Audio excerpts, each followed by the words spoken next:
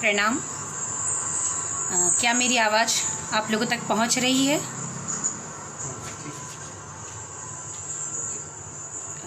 कृपया अपनी टिप्पणी के माध्यम से ये स्पष्ट करें कि मेरी आवाज़ आप लोगों तक पहुंच रही है। प्रणाम। क्या मेरी आवाज़ आप लोगों तक पहुंच रही है?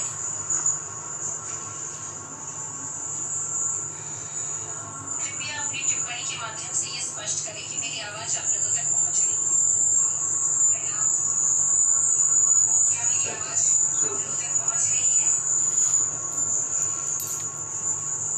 नमस्कार।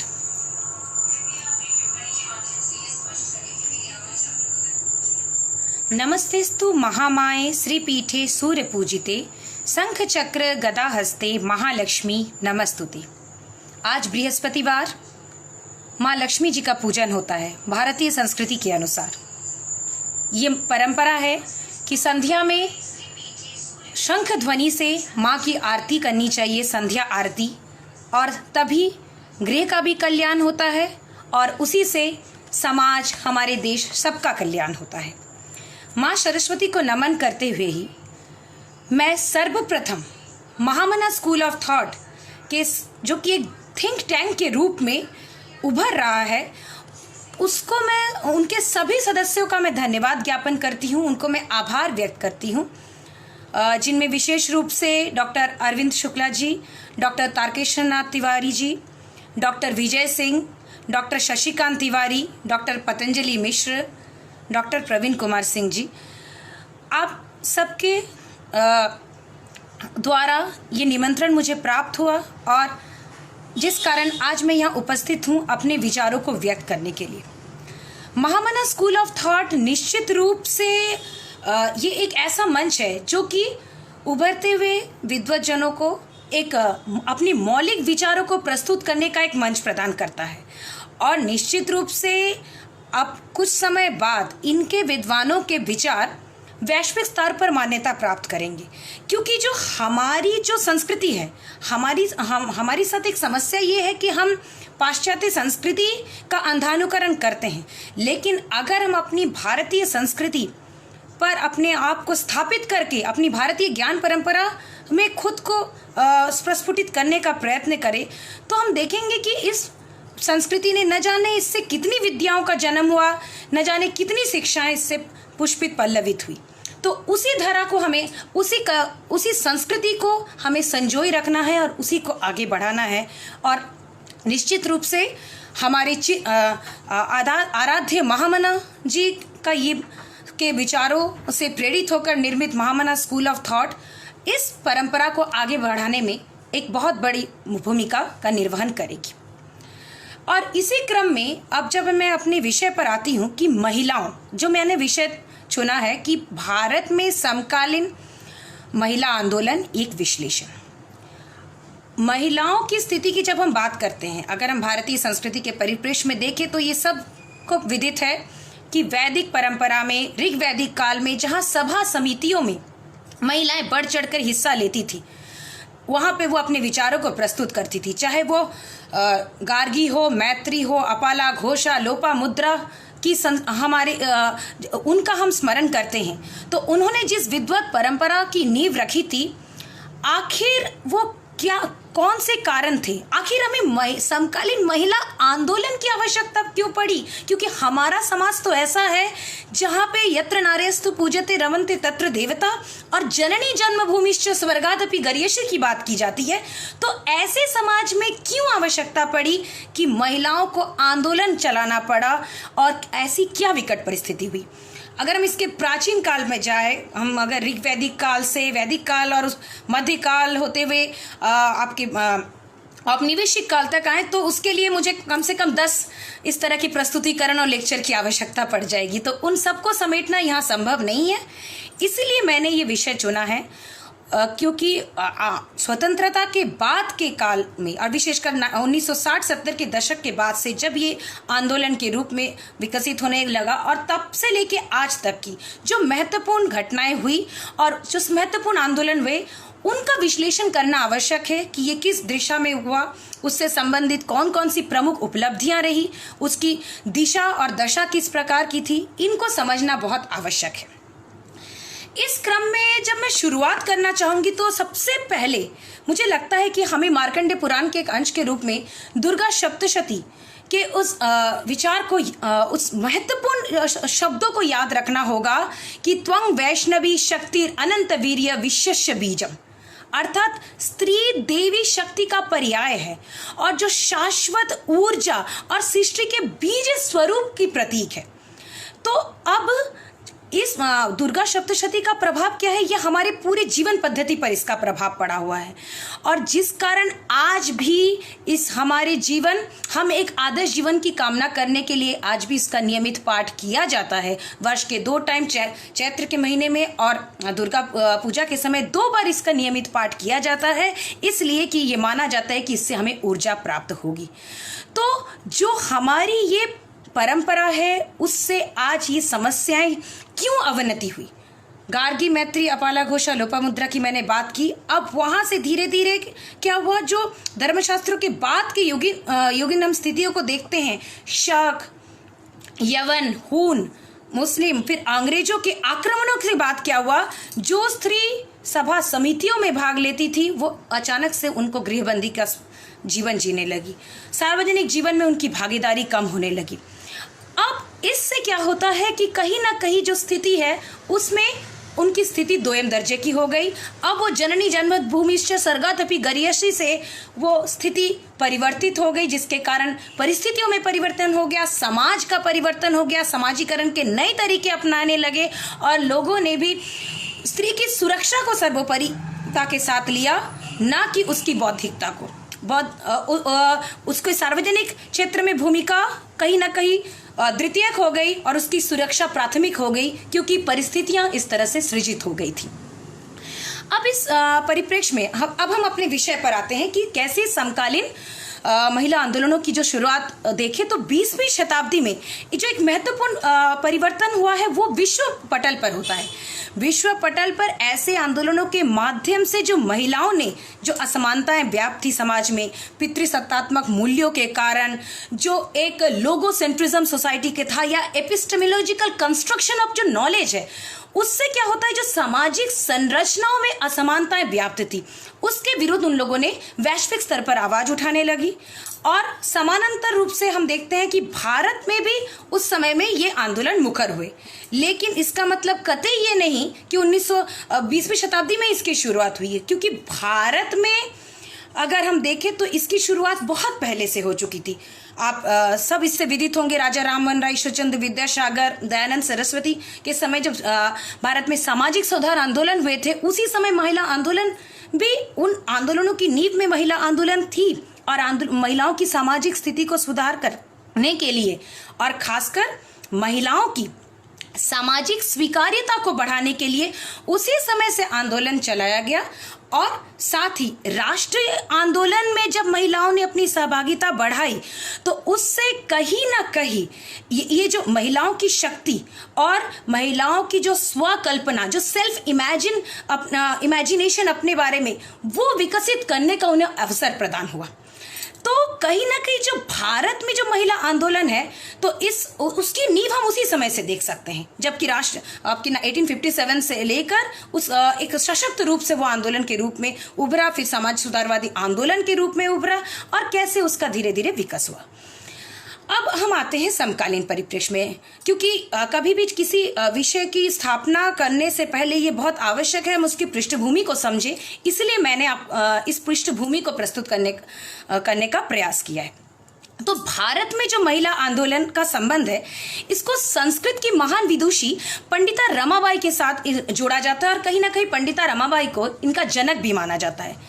इन्होंने एक बहुत ही महत्वपूर्ण पुस्तक लिखी थी, the high cast Hindu women, और उस पुस्तक के माध्यम से महिलाओं के साथ किस प्रकार समाज में दोयम दर्जे का व्यवहार किया जाता है या जाति व्यवस्था से जुड़ी जो गलत कुप्रथाएं हैं और किस प्रकार समाज में की कुरीतियों की वजह से जो विदुषी हैं वो अपनी योग्यता के अनुसार समाज को अपना कंट्रीब्यूशन दे नहीं पाती है। इन सारे विषयों पर उन्होंने प्रकाश डाला और साथ ही रमाबाई ने महिलाओं की स्वाधीनता के लिए पुस्तकें लिखी जिससे वो इस पराधीनता की से निकल सके, और उन्होंने जेलों में महिलाओं के लिए सेवा सदन भी स्थापित किए ताकि वो एक तरह से जो एक स्वतंत्र चिंतन उनमें विकसित हो सके, ऐसी व्यवस्था निर्मित हो सके। अगर हम स्वतंत्र भारत में समकालीन जो महिला आंदोलन के बारे में चर्चा करते हैं तो 1947 के बाद का की स्थिति पर दृष्टिपात करें तो स्वतंत्रता के बाद क्या थी कि आमतौर पर ये उम्मीद की जा रही थी कि जो नई सरकार बनेगी तो कहीं ना कहीं राष्ट्रीय आंदोलन का उनके विचारधारा पे प्रभाव पड़ेगा और उससे जब ओतप्रोत नई सरकार बनेगी तो वो सामाजिक न्याय को स्थापित करने की कोशिश करेगी। योजना आयोग का भी गठन हुई तो ये माना गया कि नई सरकार विकास का एक ऐसा नींव रखेगी कि जिससे कि समाज के हर वर्ग उससे जुड़ सके। जनता की उम्मीदें उससे काफी बढ़ चुकी थी, लेकिन एक और सबसे बड़ी समस्या वो थी कि नई सरकार ने कई फेमिनिस्ट को, बहुत इंपॉर्टेंट फेमिनिस्ट लीडर्स को, बड़ी बड़ी महिलाओं को कई इंपॉर्टेंट पद तो प्रदान कर दिए, बड़े बड़े महिला नेताओं को नियुक्ति तो मिल गई, लेकिन अन्य मुद्दों की अपेक्षा राष्ट्रीय मुद्दों को कार्य करने पर अधिक बल दिया गया। और इसके फलस्वरूप क्या हुआ कि जो महिलाओं की जो स्थिति थी उसमें काफी मतलब उस तरह से ध्यान नहीं दिया जा सका, क्योंकि बात ये हो गई कि सरकार की प्राथमिकता के मुद्दे कुछ और हो गए और महिलाओं के कल्याण का मुद्दा थोड़ा सा द्वितीयक हो गया। और इसी वजह से क्या होता है कि महिला आंदोलन जो था वो टुकड़ों में बंटने लगा और जनता के मानस पर महिलाओं की जो समस्याएं थी वो काफी धूमिल होने लगी। उन्हें लगा कि अबे हम राष्ट्र एकीकरण की प्रक्रिया हमारे लिए आवश्यक है, राष्ट्र निर्माण की प्रक्रिया से हमें जुड़ना है। महिलाएं समाज का वर्ग है, वो समाज के साथ कदम ताल मिलाकर जब राष्ट्र की व्यवस्थाओं में मतलब राष्ट्र के निर्माण के कार्यों में भाग लेंगी तो कहीं ना कहीं वो उससे उनका कल्याण हो जाएगा। तो उनकी जो समस्याएं थी विशिष्ट मतलब स्पेसिफिक जो उनकी प्रॉब्लम्स थी, वहां से सरकार का ध्यान कहीं ना कहीं थोड़ा सा विमुख हुआ था। और 1947 के बाद की जो स्थितियां भी थी, विशेषकर अगर हम देखें तो संविधान में तो उनके उन्नयन का एक तरह से उसके प्रावधान बना दिए गए थे कि संविधान में स्त्री पुरुष के मध्य समानता की बात को स्वीकार कर लिया गया था और सरकार से यह अपेक्षा की जा रही थी कि वो संविधान में वर्णित अधिनियमों, चाहे वो समानता का हो, स्वतंत्रता का हो, महिलाओं के लिए विशेष प्रावधान संबंधी हो या नीति निर्देशक तत्वों के अंतर्गत उनके लिए किए गए विशेष प्रावधान हो, उन सबको वो सरकार लागू करे। लेकिन क्या उस समय की सरकार ने उसको क्रियान्वित करने में उस प्रकार की इच्छा शक्ति नहीं दिखाई, या ये भी कहा जा सकता है कि उस समय की परिस्थितियां ऐसी नहीं थी कि उस तरह से उन प्रावधानों को क्रियान्वित किया जा सके।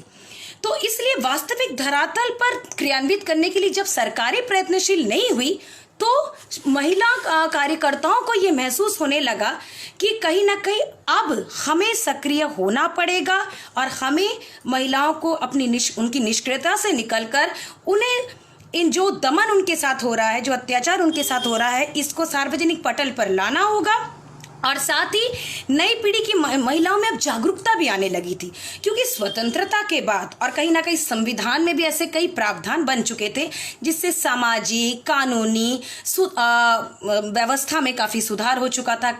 उच्च और मध्यम वर्ग की महिलाएं का शिक्षा तक पहुंच बन चुका था और महिलाओं को अपने अधिकारों के विषय में काफी जानकारी भी प्राप्त हो चुकी थी।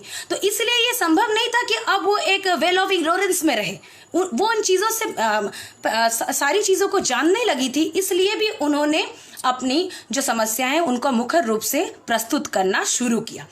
और जो प्रमुख महिला संगठन थे वो अब उन्हें भी इस बात का मतलब एहसास होने लगा कि अब हमें इन समस्याओं को रखना होगा। एक विडंबना ये थी कि शुरुआती दशक में जो महिला संगठन थे वो मुख्यतः सांस्कृतिक कार्यक्रमों में, शिल्प कक्षाओं में या अन्य प्रकार की सामाजिक गतिविधियों में अधिक संलग्न रहे, जिसके कारण जो मुख्य समस्या थी महिलाओं की उन पर वो प्रकाश डालने में उतने ज्यादा सफल नहीं हुए। और कहीं ना कहीं इसका थोड़ा सा कुप्रभाव पड़ा कि 1947 में आज़ादी के बाद भी अगर प्रखर रूप से जो महिला आंदोलन है वो हमें 1960 के दशक में ही देखने को मिलता है।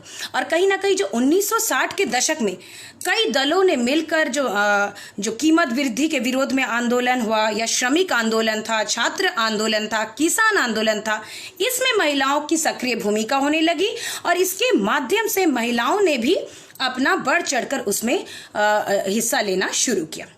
आगे अगर हम देखें 1970 के दशक में जो महिलाओं आंदोलन होने लगा तो उसमें क्या था, शुरुआती वर्षों में जो महिला आंदोलन हुए थे वो काफी महत्वपूर्ण भूमिका निभा रहे थे। जैसे कि शहादा का आंदोलन बहुत प्रमुख था। फिर कीमत वृद्धि के विरोध में एक आंदोलन हुआ था, वो बहुत ही इंपॉर्टेंट था। महाराष्ट्र में सेल्फ एम्प्लॉयड वुमेन्स एसोसिएशन का आंदोलन या फिर गुजरात में नवनिर्माण आंदोलन, ये सब कुछ महत्वपूर्ण आंदोलन थे जो कि उस समय महिलाओं को एकजुट करने, महिलाओं को एक जन आंदोलन करने के लिए मुखरित कर रहे थे। अगर हम सबसे पहले शहादा आंदोलन की बात करें, जो कि क्योंकि 1970 का दशक एक ऐसा समय था जिस समय काफी सक्रिय होकर महिलाओं ने भाग लेना शुरू किया, क्योंकि वो समय ऐसा था, अगर हम उसकी पृष्ठभूमि को देखें तो एक तरफ भारत में महिला प्रधानमंत्री, तो उम्मीदें बढ़ जाती हैं कि अगर राष्ट्र की नेत्री एक महिला है तो हमारे कल्याण के लिए काम होना चाहिए। लेकिन उस प्रकार से उन्हें फल नहीं प्राप्त हुआ, जिस कारण से वो दशक काफी सक्रिय महिला आंदोलनों का दशक रहा। जो शहादा आंदोलन महाराष्ट्र में धुलिया जिले में शुरू हुआ था, ये भील जनजातियों का आंदोलन था, जो वास्तव में जो भूमिहीन श्रमिक थे, इन लोगों ने यह आंदोलन शुरू किया क्योंकि जो भूस्वामी थे उन लोगों ने उनके साथ अत्याचार किया, उनके साथ बहुत गलत व्यवहार किए, तो उनके विरुद्ध भील जनजाति के लोगों ने आंदोलन शुरू किया और उसमें भी उनका जो महिला वर्ग था वो उसमें उन्होंने सक्रिय भूमिका निभाई और उन्होंने उग्र प्रदर्शन किया और साथ ही वो आगे चलकर अपना एक संगठन भी बनाने में सक्षम हुए, जो कि श्रमिक संगठन के रूप में 1972 में अस्तित्व में आया। तो इससे कहीं ना कहीं जो महिलाओं को ये लगा कि हमें अगर अपने मुद्दों से जुड़े विषयों पर अब हमें प्रत्यक्ष रूप से कार्यवाही करनी होगी, क्योंकि इससे क्या होगा कि हमारे मुद्दों को प्राथमिकता दी जाएगी और उनको मुख्य पटल पर लाया जाएगा, चाहे वो मुद्दा शारीरिक हिंसा से संबंधित हो या मद्यपान निषेध से संबंधित मुद्दा हो या कीमत वृद्धि का मुद्दा हो, क्योंकि महिलाएं रसोई से जुड़ी है तो निश्चित रूप से चाहे वो कीमत वृद्धि का मुद्दा उनके साथ जुड़ा हुआ मुद्दा है, इनको हमें मुख्य पटल पर लाने के लिए आंदोलन करना होगा। इसी तरह गुजरात में कुछ गांधीवादी समाजवादियों ने अहमदाबाद में एक महिला संगठन, श्रमिक संगठन, महिलाओं का जो श्रमिक संगठन स्थापित किया, TLA, टेक्सटाइल लेबर एसोसिएशन। इससे संबंध एक महिलाओं का ग्रुप था, उन्होंने अपना एक संगठन स्थापित किया और उन्होंने जितनी भी श्रमिक महिलाएं थी उनको, जैसे एक बहुत लंबे कार्यों के घंटे उनको कार्य करना पड़ता था, उनको उचित पारिश्रमिक नहीं प्राप्त होता था, उनको वहाँ कुछ मानसिक प्रताड़नाओं, कुछ भद्दी टिप्पणियों का सामना करना पड़ता था। ऐसी समस्याओं को उन्होंने मुख्य पटल पर रखकर उसके खिलाफ विरोध प्रदर्शन शुरू किया। उसी तरह जो सबसे बड़ा प्रश्न आता है कि जो आधी आबादी है महिलाएं, तो उन्हें क्या उचित प्रतिनिधित्व नहीं मिलना चाहिए? अगर काम के घंटे एक श्रमिक संगठन के एक ऑर्गेनाइजेशन, एक कारखाने में अगर सबको बराबर के काम के घंटे हैं तो क्यों एक पुरुष का वेतन अधिक होगा, एक स्त्री का वेतन कम होगा? ये पहले से माइंडसेट क्यों बना लिया जाता है कि स्त्री की कार्य की क्वालिटी इंफीरियर होगी और पुरुष की क्वालिटी सुपीरियर होगी? और इसी मानसिकता पर इस टीएलए के वुमेन विंग के द्वारा कुठाराघात किया गया और इस तरह की गलत प्रैक्टिसेस को विरोध किया गया। 1972 में भी एक बार टर्निंग पॉइंट कह सकते थे। वैसे तो पूरा 1970s का दशक ही आंदोलनों से भरा हुआ था, लेकिन 1972 का दशक टर्निंग पॉइंट इसलिए कहा जाता है कि उस समय ईला भट्ट ने सेवा जो सेल्फ एम्प्लॉयड वुमेन एसोसिएशन की स्थापना की।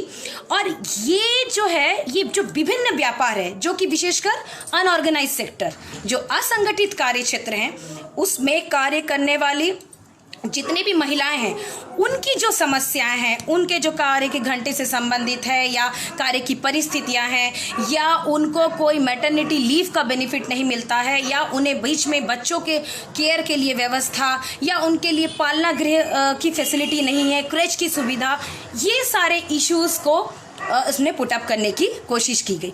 ये भी एक मतलब ठीक है, हम आंदोलनों की चर्चा कर रहे हैं, बीच में मैं एक चीज़ बताना चाहूँगी। ये आप लोगों ने देखा होगा कि आज के समय में हम कहते हैं कि हर क्षेत्र में महिलाएं पुरुष के साथ कदम से कदम मिलाकर चल रही हैं।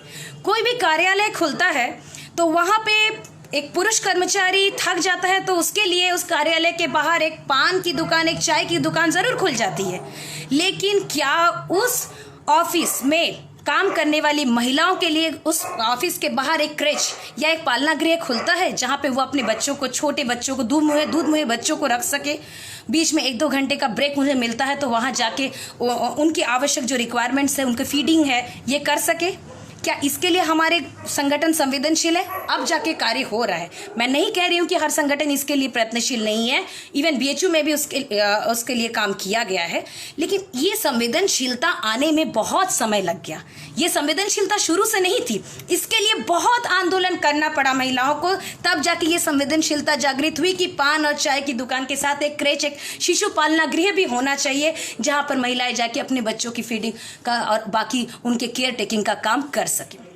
और उसके बाद ये जो सेवा ऑर्गेनाइजेशन था, इसने कहीं ना कहीं जो अलग अलग क्षेत्रों में महिलाएं काम कर रही थी, चाहे वो उनके वेतन से रिलेटेड प्रॉब्लम्स हो, चाहे वो सामाजिक रूप से जो उनका काम था उसको स्वीकृति नहीं प्रदान की जाती थी, उनके वर्क को रिकॉग्निशन नहीं मिलता था, इन सारे मुद्दों पर इन्होंने जोर डाला।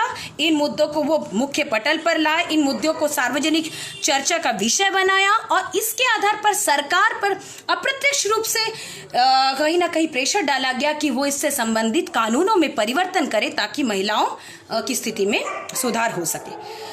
और इसी क्रम में 1973 में मृणाल गोरे और रंगनेकर ने एक बहुत ही इंपॉर्टेंट आंदोलन मतलब ऑर्गेनाइजेशन बनाया था, एकीकृत महिला कीमत वृद्धि विरोधी फ्रंट। और इसने कहीं ना कहीं नगर की जो महिलाएं हैं उनको जोड़ा। जैसे इन्फ्लेशन का प्रॉब्लम है, मुद्रास्फीति की समस्या है, उसके लिए वो जागरूक हो, उसके खिलाफ वो आवाज उठाए, इसके लिए उन्होंने नगर की महिलाओं को उसके साथ एकजुट किया।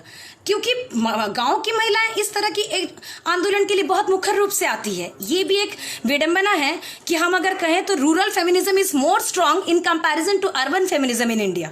क्योंकि भारत में अगर हम देखें तो शहरी महिलाएं उतनी मुखर रूप से सामने नहीं आती हैं जितनी कि ग्रामीण परिवेश की महिलाएं आती है। कई अध्ययनों से ये तथ्य निकल कर आए हैं। धीरे धीरे अपवाद स्वरूप हमें कई उदाहरण मिलते हैं, क्योंकि गांव में चाहे वो प्राकृतिक आपदाएं हैं, चाहे वो भूखमरी की समस्या है या सूखा का समस्या है या बाढ़ के समय में ग्रामीण महिलाएं मुख्य रूप से उनके खिलाफ विरोध प्रदर्शन के लिए आती है। लेकिन शहरी महिलाओं के ऊपर एक छद्म आवरण, एक वो जो प्रेस्टीज और एक स्टेटस का टैब्यूज जो इम्पोज कर दिया जाता है, जिसकी वजह से वो जो उनकी समस्या है उनको भी स्पष्ट रूप से रखने में वो असमर्थ होती हैं, और खासकर सार्वजनिक मंचों से। तो ये क्या करता है, वो उनकी स्थिति को कमजोर करता है। तो कहीं ना कहीं इस ऑर्गेनाइजेशन ने महिलाओं को उनसे जुड़े मुद्दों पर चर्चा करने के लिए, कि चाहे वो कीमत वृद्धि का मुद्दा हो, मुद्रास्फीति का मामला हो, कि एकजुट होकर वो आगे आए और इन मुद्दों पर चर्चा करे, उसके संबंधी समस्याओं को सबके सामने रखे। अब ये एक बहुत बड़ा फैक्टर है कि क्यों हमारे यहाँ समस्याएं मतलब मुद्दे तो रखे गए। और यहाँ पर एक बहुत ही महत्वपूर्ण टिप्पणी की जाती है वोहरा जी की कि हमारे भारत में महिलाओं के लिए अधिनियमों की कोई कमी नहीं है। हमारे संविधान में भरे पड़े हैं अधिनियम, आईपीसी की धाराएं, कानून के प्रावधान भरे पड़े हैं महिलाओं के लिए। इतने अधिनियम है, 300-400 से अधिक अधिनियम महिलाओं की सुरक्षा और उनके कल्याण के लिए बने हैं। समस्या है उस दृढ़ इच्छा शक्ति के साथ उनके क्रियान्वयन की। क्या उस दृढ़ इच्छा शक्ति के साथ उनको क्रियान्वित भी किया जाता है कि नहीं, इस पर ध्यान देना बहुत ही आवश्यक है। अब अगर हम कुछ शुरुआती आंदोलनों में देखें तो जो 1974 में जो नवनिर्माण आंदोलन चला था वो भी एक महत्वपूर्ण आंदोलन था, क्योंकि जहां रंगनेकर ने इस एकीकृत जो फ्रंट की नींव रखी वही आगे चलकर गुजरात में नवनिर्माण आंदोलन के रूप में स्थापित हुआ। और उससे क्या हुआ, वहां पे शहरी महिलाओं को उनकी समस्याओं के साथ जोड़ा गया और साथ साथ पैरेलली कई क्षेत्रों में, कई राज्यों में अलग अलग महिलाओं के संगठन मुख्य रूप से आगे आने लगे।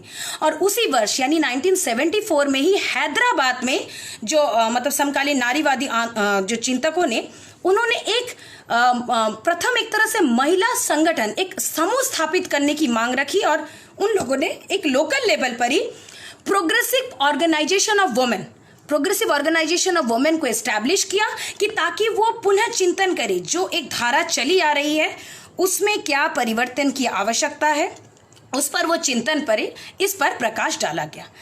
अब ये जो लोग हैं वो नारीवाद में मानते थे कि जो नारीवाद, जो पाश्चात्य नारीवादी व्यवस्था है या जिन सिद्धांतों को हम अंधानुकरण करते हैं, क्योंकि हमारे ऊपर है ना कि हम एक बार राजनीतिक उपनिवेश रहे, फिर आज हम आर्थिक उपनिवेश के रूप में जी रहे हैं और कहीं ना कहीं बौद्धिक उपनिवेश तो हम वो मैकाले की शिक्षा पद्धति का अनुसरण करते हुए कब से बने हुए हैं। तो उस पर कुठाराघात करना बहुत जरूरी है और उस बुर्जुआवादी विभाजन मूलक जो एक बुर्जुआवादी तो व्यवस्था बनी हुई है, जो हमारे सोच पे, जो ये नॉलेज कंस्ट्रक्शन में जो एक हमारे ऊपर एक माइंडसेट का डोमिनेशन है, उसको तोड़ना बहुत आवश्यक है।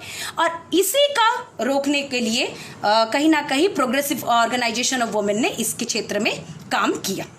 और दलीय आधार पर भी देखें तो 1970 का जो दशक था और खासकर उसके बाद के समय में भी कई संगठन स्थापित हुए जो कि दलीय आधार पर भी कार्य कर रहे थे, जैसे कि महिला दक्षता समिति। महिला दक्षता समिति इसको 1977 में स्थापित किया गया था और वो भी उस समय, आपको याद होगा कि जनता दल की सरकार केंद्रीय स्तर पर कार्य कर रही थी और जो समाजवादी जितनी भी महिलाएं थी उस समय जुड़ी हुई थी, इन लोगों ने इसकी नींव रखी। और उन लोगों ने, उनको लगा कि पहली बार एक अलग तरह की सरकार आई है तो इसके माध्यम से हम जो एक दूसरे तरह की प्रॉब्लम्स हैं उस एक नई आइडियोलॉजी के साथ उनको पुटअप करने का प्रयास करेंगे।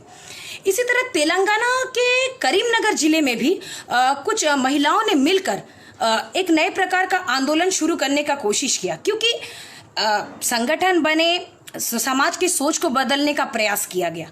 लेकिन एक होता है ना कि अब एक सोसाइटी को एक बहुत समय तक एक प्रिविलेज मिला हुआ था कि सोसाइटी को एक अच्छा खासा एक वर्क फोर्स मिला हुआ था जो साइलेंटली सर्विस प्रोवाइड करने के लिए रेडी थी, तो उस प्रॉफिट को कोई हटाना नहीं चाहता था। और खासकर ऑब्वियसली वो एक जो कहीं ना कहीं वेस्टेड इंटरेस्ट माइंडसेट के लोग हैं उनके साथ ही ये प्रॉब्लम थी। तो इसलिए कुछ ऐसी भी व्यवस्थाएं थी जो कि इस तरह के आंदोलनों का विरोध होने लगा। इनको माना गया कि ये पाश्चात्य नारीवाद के प्रभाव से भारतीय संस्कृति में जो महिलाएं जो संस्कृति की वाहक, सृष्टि की संरक्षण करता और जो हमारी कल्चर है उस पर कुठाराघात करने का ये प्रयत्न है। तो तेलंगाना में जो करीमनगर डिस्ट्रिक्ट की मैं अभी बात कर रही थी, वहाँ जो घटना घटी थी वहाँ पर महिलाओं ने एक उग्र प्रदर्शन शुरू किया था और उसका कारण यह था कि एक महिला, उनका नाम था देवमप्पा का नामक की महिला को अपहरण करके एक लोकल भूस्वामी द्वारा उनका बलात्कार किया गया और उसके साथ ही उनके पति की भी हत्या कर दी गई। जिसके बाद क्या हुआ कि वहाँ की लोकल महिलाओं को लगा कि हम किसी संगठन, हम किसी एनजीओ, हम सरकार, हम पुलिस, हम प्रशासन के हस्तक्षेप का क्यों इंतजार करें। जब हमारी समस्या है तो हमें लोकल स्तर पर उसके लिए कार्य अभी से करना होगा। और उसलिए उन्होंने उसका उग्र प्रदर्शन उसी समय शुरू किया। मैं यहाँ आप लोगों से एक बात कहना चाहूँगी कि आप लोग अगर इसमें जो राधा कुमार की पुस्तक है द हिस्ट्री ऑफ डूइंग, उसका ज़रूर अध्ययन करिएगा। उसमें जो हमारी देश की महिलाओं ने क्या कंट्रीब्यूशन दिया है उसको उन्होंने बहुत ही सार संक्षेप रूप से बहुत अच्छे तरीके से उन्होंने उसमें विश्लेषित किया है। 1970 में के दशक में हम देखेंगे कि जो हैदराबाद में एक और संगठन स्थापित हुआ था जिसका नाम था स्त्री शक्ति संगठन। और इसमें क्या था, ये महिलाओं के इनका भी मांग था कि महिलाओं के लिए एक स्वतंत्र संगठन बने जिससे महिलाएं स्वयं अपने साथ जो भी उनके साथ अत्याचार होते हैं, जो भी समस्या वो फेस करती है, उसके लिए स्वयं आवाज उठा सके। इस संगठन ने क्या किया, स्त्री संघी संगठन ने अपने छोटे छोटे महिला संगम स्थापित किए। ये महिला संगम एक्चुअल में छोटे महिला मंच थे और इन मंचों के माध्यम से पत्नियों ने, मतलब एकदम जिनको शायद वो लोग अशिक्षित भी थी, उन्होंने मारने पीटने की जैसे पति द्वारा अत्याचार के मामलों को उन्होंने उठाने का प्रयास किया, क्योंकि पहले तो ये था ही नहीं कि वो बाहर जाके बात कर भी सकती है, ये स्थिति भी नहीं थी। वो आज एक 1970 से आज 2020 तक का वो तो ये समय बीता, तब जाके आज इतनी मुखरता आई है। फिर भूस्वामियों द्वारा जो उन पर बलात्कार होते हैं, उन मुद्दों को भी वो उठाने लगी। तो धीरे धीरे ऐसे कई ऑर्गेनाइजेशन लोकल लेवल पर भी सेटअप होने लगे जिससे कि महिलाएं अपनी बातों को स्पष्ट रूप से रख सकी। अब 1975 का जो साल था वो बहुत महत्वपूर्ण था, 1975, क्योंकि उस साल में 2-3 निर्णायक घटनाएं घटी और उन घटनाओं ने कहीं ना कहीं एक माइलस्टोन का काम किया महिला आंदोलनों को एक नई दिशा प्रदान करने में। उस वर्ष के प्रारंभ में क्या हुआ कि भारत की महिलाओं की स्थितियों के लिए एक गठित CSWI ने टुवर्ड्स इक्वलिटी शीर्षक की एक महत्वपूर्ण प्रलेख को प्रस्तुत किया। और इससे क्या हुआ कि भारतीय महिला मतलब समाज में जो भी शोषण व्याप्त है, जो भी असमानता व्याप्त है, जो महिलाओं की बदतर स्थिति है, वो क्यों है, उसके क्या कारण है, उसके क्या पैरामीटर्स है, उसकी तरफ ध्यान आकृष्ट किया गया लोगों का कि लोग उस पर ध्यान दें। साथ ही 1975 में आप सब लोग उससे अवगत ही होंगे कि UNO संयुक्त राष्ट्र संघ द्वारा अंतर्राष्ट्रीय महिला वर्ष घोषित किया गया था और जिसके बाद लगभग एक दशक तक उसको मनाया गया, उसको वुमेन डिकेड के रूप में, इंटरनेशनल वुमेन डिकेड के रूप में मनाया गया। तो इससे महिलाओं की समस्या की ओर विश्व पटल पर ध्यान आकृष्ट किया गया लोगों के द्वारा। और इससे क्या हुआ कि महिलाओं को भी लगा कि अब नए संगठनों के माध्यम से वो अपनी स्थिति को और सुदृढ़ और मजबूत बना सकते हैं, अपनी समस्याओं को और स्पष्ट रूप से रख सकते हैं। और अगर उस समय हम अपने राष्ट्रीय स्तर पर देखें कि उसी साल जो है कि देश में आपात स्थिति लागू हो गई थी, तो उस अवधि में क्या हुआ कि कई जो असंतुष्ट महिला संगठन थे वो अपना कार्य भी नहीं कर सकी। इसी वर्ष 8 मार्च को अंतर्राष्ट्रीय महिला दिवस के रूप में भी मनाया गया। तो वो साल कई उपलब्धियों, कई चुनौतियों, कई समस्याओं से भरा हुआ था, विशेषकर महिला आंदोलनों के लिए। और इसी क्रम में उसी साल महाराष्ट्र में नारीवादी गतिविधियों को काफी विकसित किया गया। सभी वर्गों, सभी जातियों के लोगों को मिलाकर, विशेषकर उसमें महिलाओं की भागीदारी अधिक थी, एक संयुक्त सम्मेलन स्थापित किया गया पुणे में। और वैसा ही एक दूसरा सम्मेलन त्रिवेंद्रम में आयोजित किया गया। और जो पुणे में जो सम्मेलन आयोजित हुआ उसका नाम दिया गया पुरोगामी स्त्री संगठन। उसने एक संगठन, पहले तो उन्होंने कॉन्फ्रेंस किया, कॉन्फ्रेंस के बाद उन्होंने अपने कॉन्फ्रेंस के जितने भी इंपॉर्टेंट मेंबर्स थे उनको लेके एक संगठन की नींव रखी। और साथ ही बंबई में स्त्री मुक्ति संगठन की स्थापना की गई। और इन दोनों संगठनों ने मिलकर एकीकृत महिला मुक्ति संघर्ष विषयक एक बड़ा बृहद सम्मेलन पुणे में इन लोगों द्वारा आयोजित किया गया। और पुणे में जो ये आंदोलन आयोजित किया गया तो एक प्रकार से ये एक नए प्रकार के महिला संगठनों का उदय होने लगा। और इनकी प्रेरणा से अलग अलग क्षेत्रों में, यानी लोकल लेवल पर, रीजनल लेवल पर, आपके डिस्ट्रिक्ट लेवल पर, फिर अपने स्टेट लेवल पर अलग अलग ऑर्गेनाइजेशंस आगे बढ़ते रहे। अब थोड़ा सा हम इतिहास में देखें तो 19वीं शताब्दी में आपको याद होगा कि ज्योतिबा फूले के नेतृत्व में दलितों और खासकर दलित महिलाओं के शैक्षिक, उनके पर्दा प्रथा के विरुद्ध, विधवा पुनर्विवाह संबंधी अधिकारों की काफी मांग उठाई गई थी। तो समकालीन समय में उसी जो दलित चिंतन को आगे बढ़ाते हुए दलित आंदोलन से जुड़ी महिलाओं ने भी एक सशक्त समूह का स्थापना की थी जिसका नाम था महिला समता सैनिक दल। और इस महिला समता सैनिक दल ने धर्म की जो गलत व्याख्या से उत्पन्न जो दमनमूलक व्यवहार है, चाहे वो मनुस्मृति के श्लोकों का गलत व्याख्या हो, धर्मशास्त्र के कुछ महत्वपूर्ण श्लोकों की जो गलत व्याख्या से जो गलत तरह की रीति रिवाज उत्पन्न हुई, जाति व्यवस्था की कुप्रथाएं उत्पन्न हुई, उनका उन्होंने पुरजोर विरोध किया। अब ये तो कुछ हमने महत्वपूर्ण आंदोलनों की बात की। अब हम कुछ जो महत्वपूर्ण विषय हैं, जो कि मतलब इन्हें विषय नहीं कहना चाहिए, ये हमारे लिए विडंबना की बात है कि महिलाएं इन अत्याचारों से को सामना करना पड़ता है, हम उनके खिलाफ जो विशेष आंदोलन हुए हैं उस पर थोड़ा चर्चा करेंगे। दहेज के विरुद्ध आंदोलन, जो सर्वप्रथम हम देखें तो दहेज जो 1975 में हैदराबाद में जो हम अभी चर्चा किए थे, प्रोग्रेसिव ऑर्गेनाइजेशन ऑफ वुमेन ने ये दहेज के विरुद्ध इन्होंने पहली बार प्रदर्शन किया। देख लीजिए 1975 में पहली बार दहेज के खिलाफ सार्वजनिक प्रदर्शन हुआ, जबकि ये समस्या तो शुरू से ही व्याप्त थी। और 1979 में दिल्ली में जो स्थापित हुई थी स्त्री संघर्ष मंच, इसकी भी हम पहले चर्चा कर चुके हैं, इसने दहेज समस्या के प्रति पहली बार जनता का ध्यान आकर्षण किया।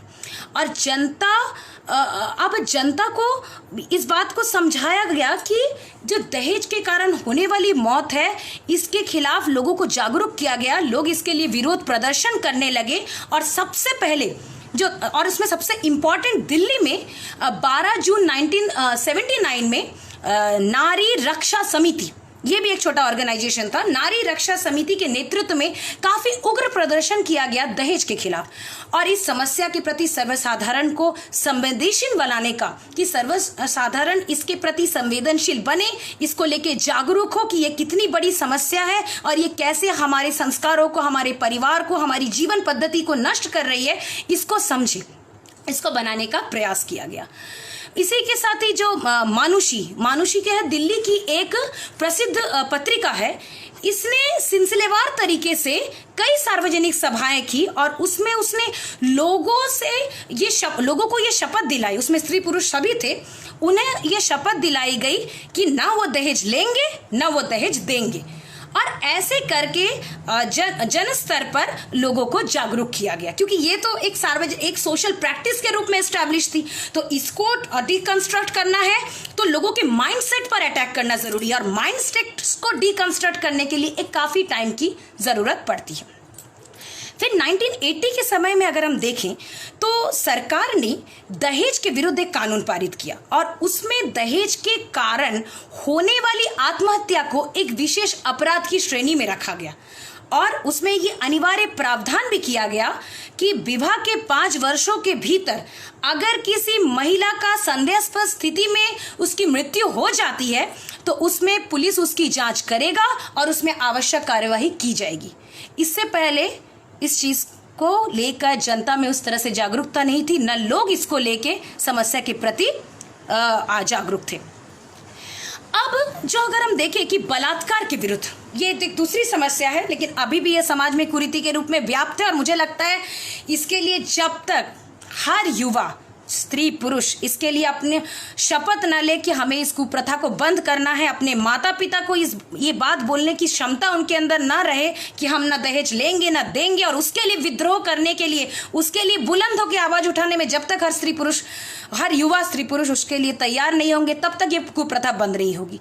क्योंकि समाज के हर व्यक्ति का ये दायित्व है कि इस तरह की कुप्रथाएं बंद करे। ये कुछ संगठन, कुछ महिला संगठन, कुछ आंदोलन से ये कुप्रथा नहीं जा सकती जब तक स्वयं हर व्यक्ति के अंदर ये चेतना नहीं जागृत होगी कि हमें इस कुप्रथा को समाप्त करना है। क्योंकि कुछ संगठन होगा, कहीं इसकी सूचना मिलेगी पुलिस को, कहीं नहीं मिलेगी, कहीं पैसे खिलाकर बात को दबा दिया जाएगा। तो ये एक बहुत बड़ी समस्या है कि जब तक हर व्यक्ति इंडिविजुअल लेवल पर इसके लिए अपने आप को प्रॉमिस नहीं करेगा, तब तक इस तरह की problems, social problems sort out नहीं हो सकती। उसके लिए इंडिविजुअल को अपने लेवल पर एंडिवेयर करना होगा, प्रयास करना होगा।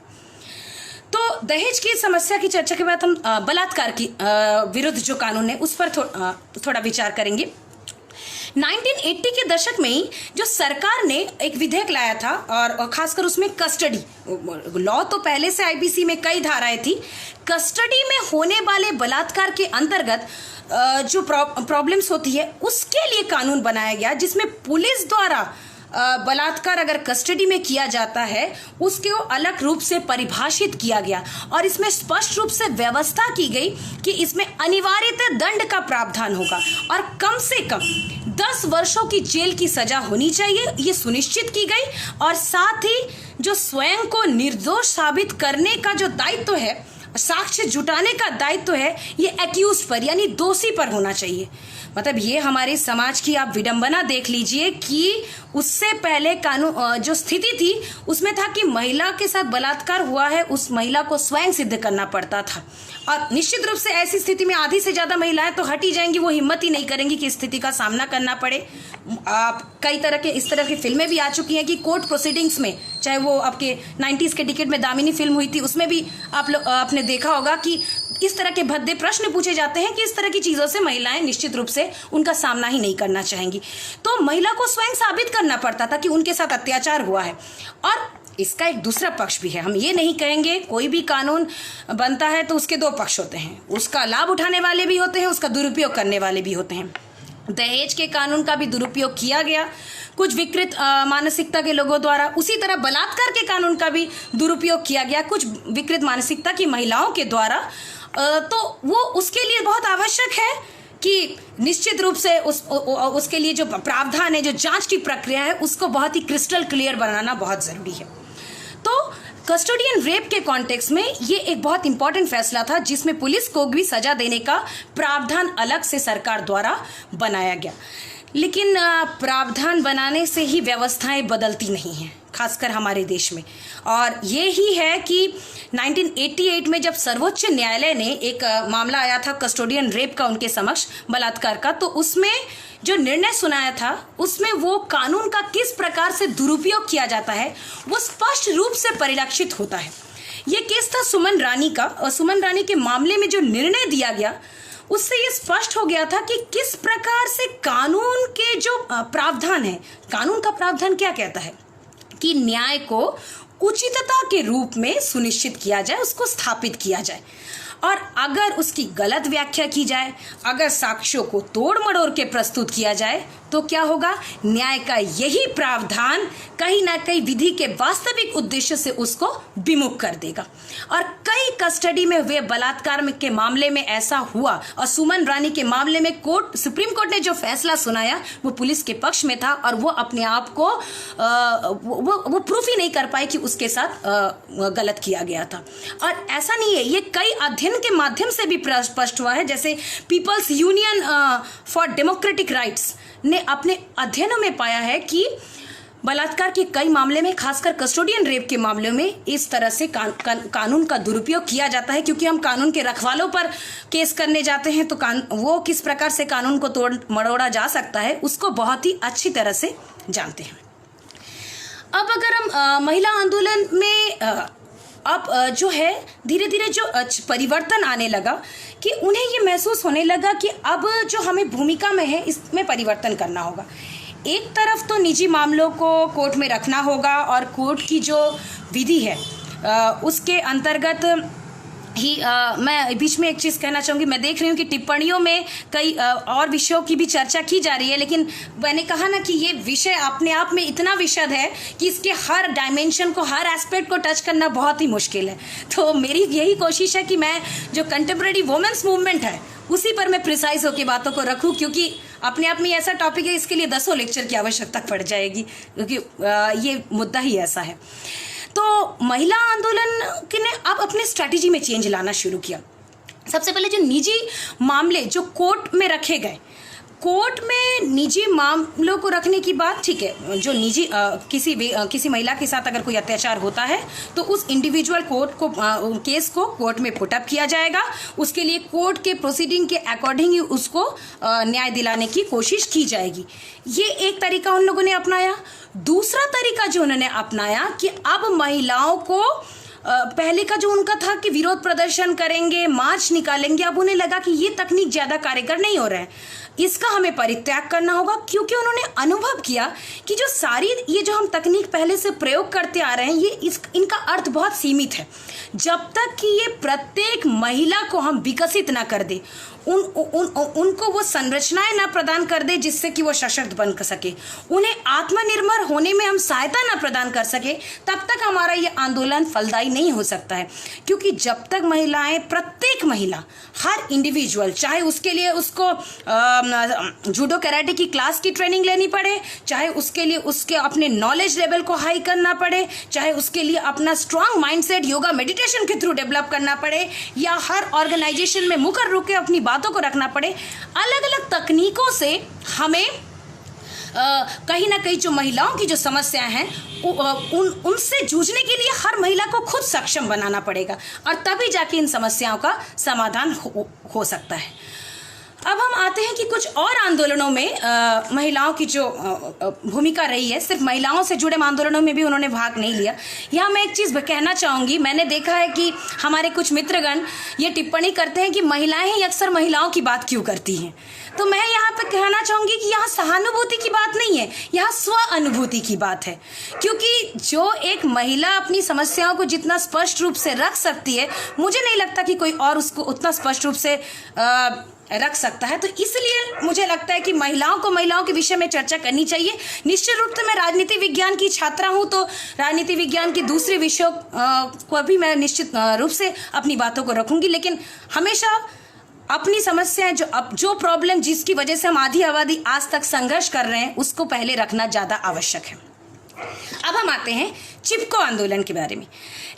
इसके बारे में आप लोग अवगत भी होंगे। ये काफ़ी ही मतलब बहुत ही प्रसिद्ध आंदोलन है कि 1970 के दशक में चिपको आंदोलन में महिलाओं ने मतलब ये महिलाओं के मुद्दे से तो इतर था, लेकिन महिलाओं ने बहुत ही बढ़ चढ़कर हिस्सा लिया। इसका एक कारण भी है, आप लोग जानते होंगे, जो हमारा कल्चरल जो सिंड्रोम है कि महिला को प्रकृति के साथ जोड़ा जाता है। तो महिला को प्रकृति के साथ जोड़ा जाता है, चाहे वो वट वृक्ष की पूजा हो या तुलसी की पूजा हो, या हमारे जो व्रत कथाएं प्रैक्टिसेस हैं, ये सारा पीपल की पूजा, ये सारी प्रैक्टिसेस में वो महिलाएं एनवायरनमेंट के प्रोटेक्शन में बहुत इंपॉर्टेंट रोल प्ले करती आई हैं। इकोलॉजिकल बैलेंस को मेंटेन करने में उनका एक मेजर रोल रहता है। तो इसी प्रैक्टिस को आगे बढ़ाते हुए कहीं ना कहीं ये जो आंदोलन था वो हमारी पारिस्थितिकी के संरक्षण से जुड़ा हुआ था। तो इसी वजह से इस आंदोलन में महिलाओं ने बढ़ चढ़कर हिस्सा लिया। उत्तराखंड में इस आंदोलन की शुरुआत हुई, और ये आंदोलन सरकार की उन नीतियों के विरुद्ध था जिसके अंतर्गत सरकार ने बड़े बड़े उद्योगपतियों को वन उत्पाद से होने वाले लाभ में उनकी हिस्सेदारी दे रखी थी। और इससे क्या हुआ कि वनों की कटाई में बहुत तीव्रता आ गई थी। और ये आंदोलन बेसिकली जो दसौली ग्राम स्वराज संघ, इसके नेतृत्व में ये शुरू किया गया, और इसमें चंडी प्रसाद भट्ट, जिन्हें बाद में रेमन मैगसेसे अवार्ड से भी सम्मानित किया गया, उन्होंने इस आंदोलन का नेतृत्व किया। स्थानीय सरकार ने एक तरह से षड्यंत्र रचा था। उसमें कोशिश ये की गई कि पुरुष कार्यकर्ताओं को, जो गांव के पुरुष वर्ग हैं, उनको उस क्षेत्र से दूर रखा गया ताकि द्रुत गति से वनों की कटाई की जाए। क्योंकि निश्चित रूप से गांव के एरिया का जो माहौल है वो अचानक से महिलाएं तो उग्र रूप से बाहर आएंगी नहीं। तो पुरुषों की अनुपस्थिति में ये एक निश्चित रूप से बहुत बड़ा उदाहरण है कि घर की महिलाएं बाहर निकली और उन्होंने उद्योगपतियों का सामना किया। गौरा देवी, जो कि एक भूटिया महिला थी, उन्होंने 30 महिलाओं को संगठित किया और आंदोलन की उन्होंने शुरुआत की। उन्होंने लोगों को चुनौती दी, जितने भी उन्होंने कंपनी की तरफ से लोग आए थे, उन्होंने चुनौती दी कि पहले उन पर गोली चलाई जाए, फिर पेड़ों को छुआ जाए। और शीघ्र ही राज्य सरकार को उसमें हस्तक्षेप करना पड़ा, क्योंकि अब तो मामला भाई कैजुअलिटी की बात हो गई थी, तो इसमें इंटरवेंशन करना पड़ता। तो शीघ्र ही राज्य सरकार को हस्तक्षेप करना पड़ा और कंपनी को रेनी वनों से हटना पड़ा। और ऐसे ही, और हम देखते हैं कि ये एक बहुत सक्सेसफुल आंदोलन था। और इससे क्या हुआ कि ये जो, और ऐसा नहीं कि ये पहला मामला था, इससे पहले 1200 शताब्दी में भी इस प्रकार का एक आंदोलन महिलाएं कर चुकी थी हमारे यहाँ पर। तो ये जो हमारी ये कंटिन्यूटी है, हम इस लीगेसी को फॉलो महिलाओं के द्वारा इसमें किया गया। इस तरह के आंदोलन सब हिमालयन जो रीजन है, जैसे कि गोपेश्वर में 1975 में इस तरह का आंदोलन हुआ, फिर भिंडर घाटी में इस प्रकार के आंदोलन 1978 में हुए, डोंगरी पेंट्रोली में इस प्रकार का आंदोलन 1980 में हुआ। और ऐसे आंदोलनों को जैसे विख्यात पर्यावरणविद सुंदरलाल बहुगुणा ने पूरे भारत में और पूरे विश्व में को इस आंदोलन से परिचित कराया, इसके मैकेनिज्म से, इसके स्ट्रैटेजी से, इसके टेक्निक से परिचित कराया और इसके लिए उनको सम्मानित भी किया गया। और कहीं ना कहीं ये छोटा सा आंदोलन एक नए टेक्निक, एक नॉन वायलेंस जो टेक्निक के रूप में ये विस्तृत हुआ कि कैसे महिलाएं भी आगे बढ़कर अपने इकोलॉजी के प्रोटेक्शन के लिए आगे काम कर सकती है। ये एक आंदोलन जो आपके पर्यावरण के, ऐसे तो कई आंदोलन है जिससे महिलाओं ने जुड़कर काम किया, उन सबकी चर्चा कर पाना 1 घंटे के भीतर बहुत ही मुश्किल होता है। फिर हम आते हैं कुछ अकादमिक स्तर के कॉन्टेक्स्ट में। अकादमिक की कॉन्टेक्स्ट में अगर हम देखें तो धीरे धीरे अकादमिक आंदोलन भी जोर पकड़ने लगा था। तो 1980 के दशक में महिला आंदोलनों की शुरुआत हो गई थी और खासकर उसी समय हम देखें तो महिला अध्ययन, जो अकादमिक क्षेत्र में महिलाओं का आंदोलन, तो 1980 के दशक में महिला अध्ययनों की शुरुआत हुई। और नई दिल्ली में जो आप जानते हैं बीएचयू में भी महिला अध्ययन केंद्र है और उसके द्वारा काफी महत्वपूर्ण कार्य किए जा रहे हैं। इन सब की नींव जो पड़ी वो थी 1980 में नई दिल्ली में महिला अध्ययन एवं विकास केंद्र को स्थापित किया गया और यही से इस प्रकार के अध्ययनों पर बल दिया जाने लगा कि अलग से स्वतंत्र रूप से शोध संस्थान के रूप में ये कार्य करे, जो महिलाओं से संबंधित जो समस्याएं हैं उस पर दृष्टिपात करे, उसका प्रॉपरली विश्लेषण करे और उससे रिलेटेड सर्वे रिपोर्ट्स के माध्यम से उसको प्रस्तुत करे।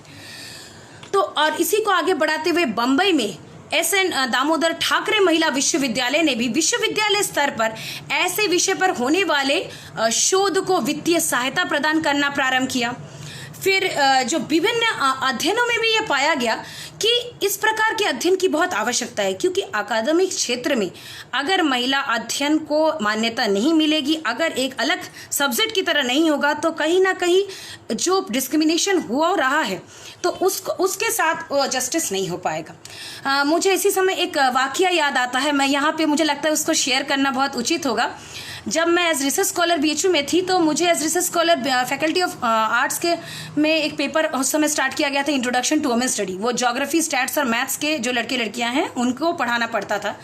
तो उसमें जब मेरा पहला क्लास था तो अधिकतर लड़कों का ये सवाल था कि why women study, why not men studies.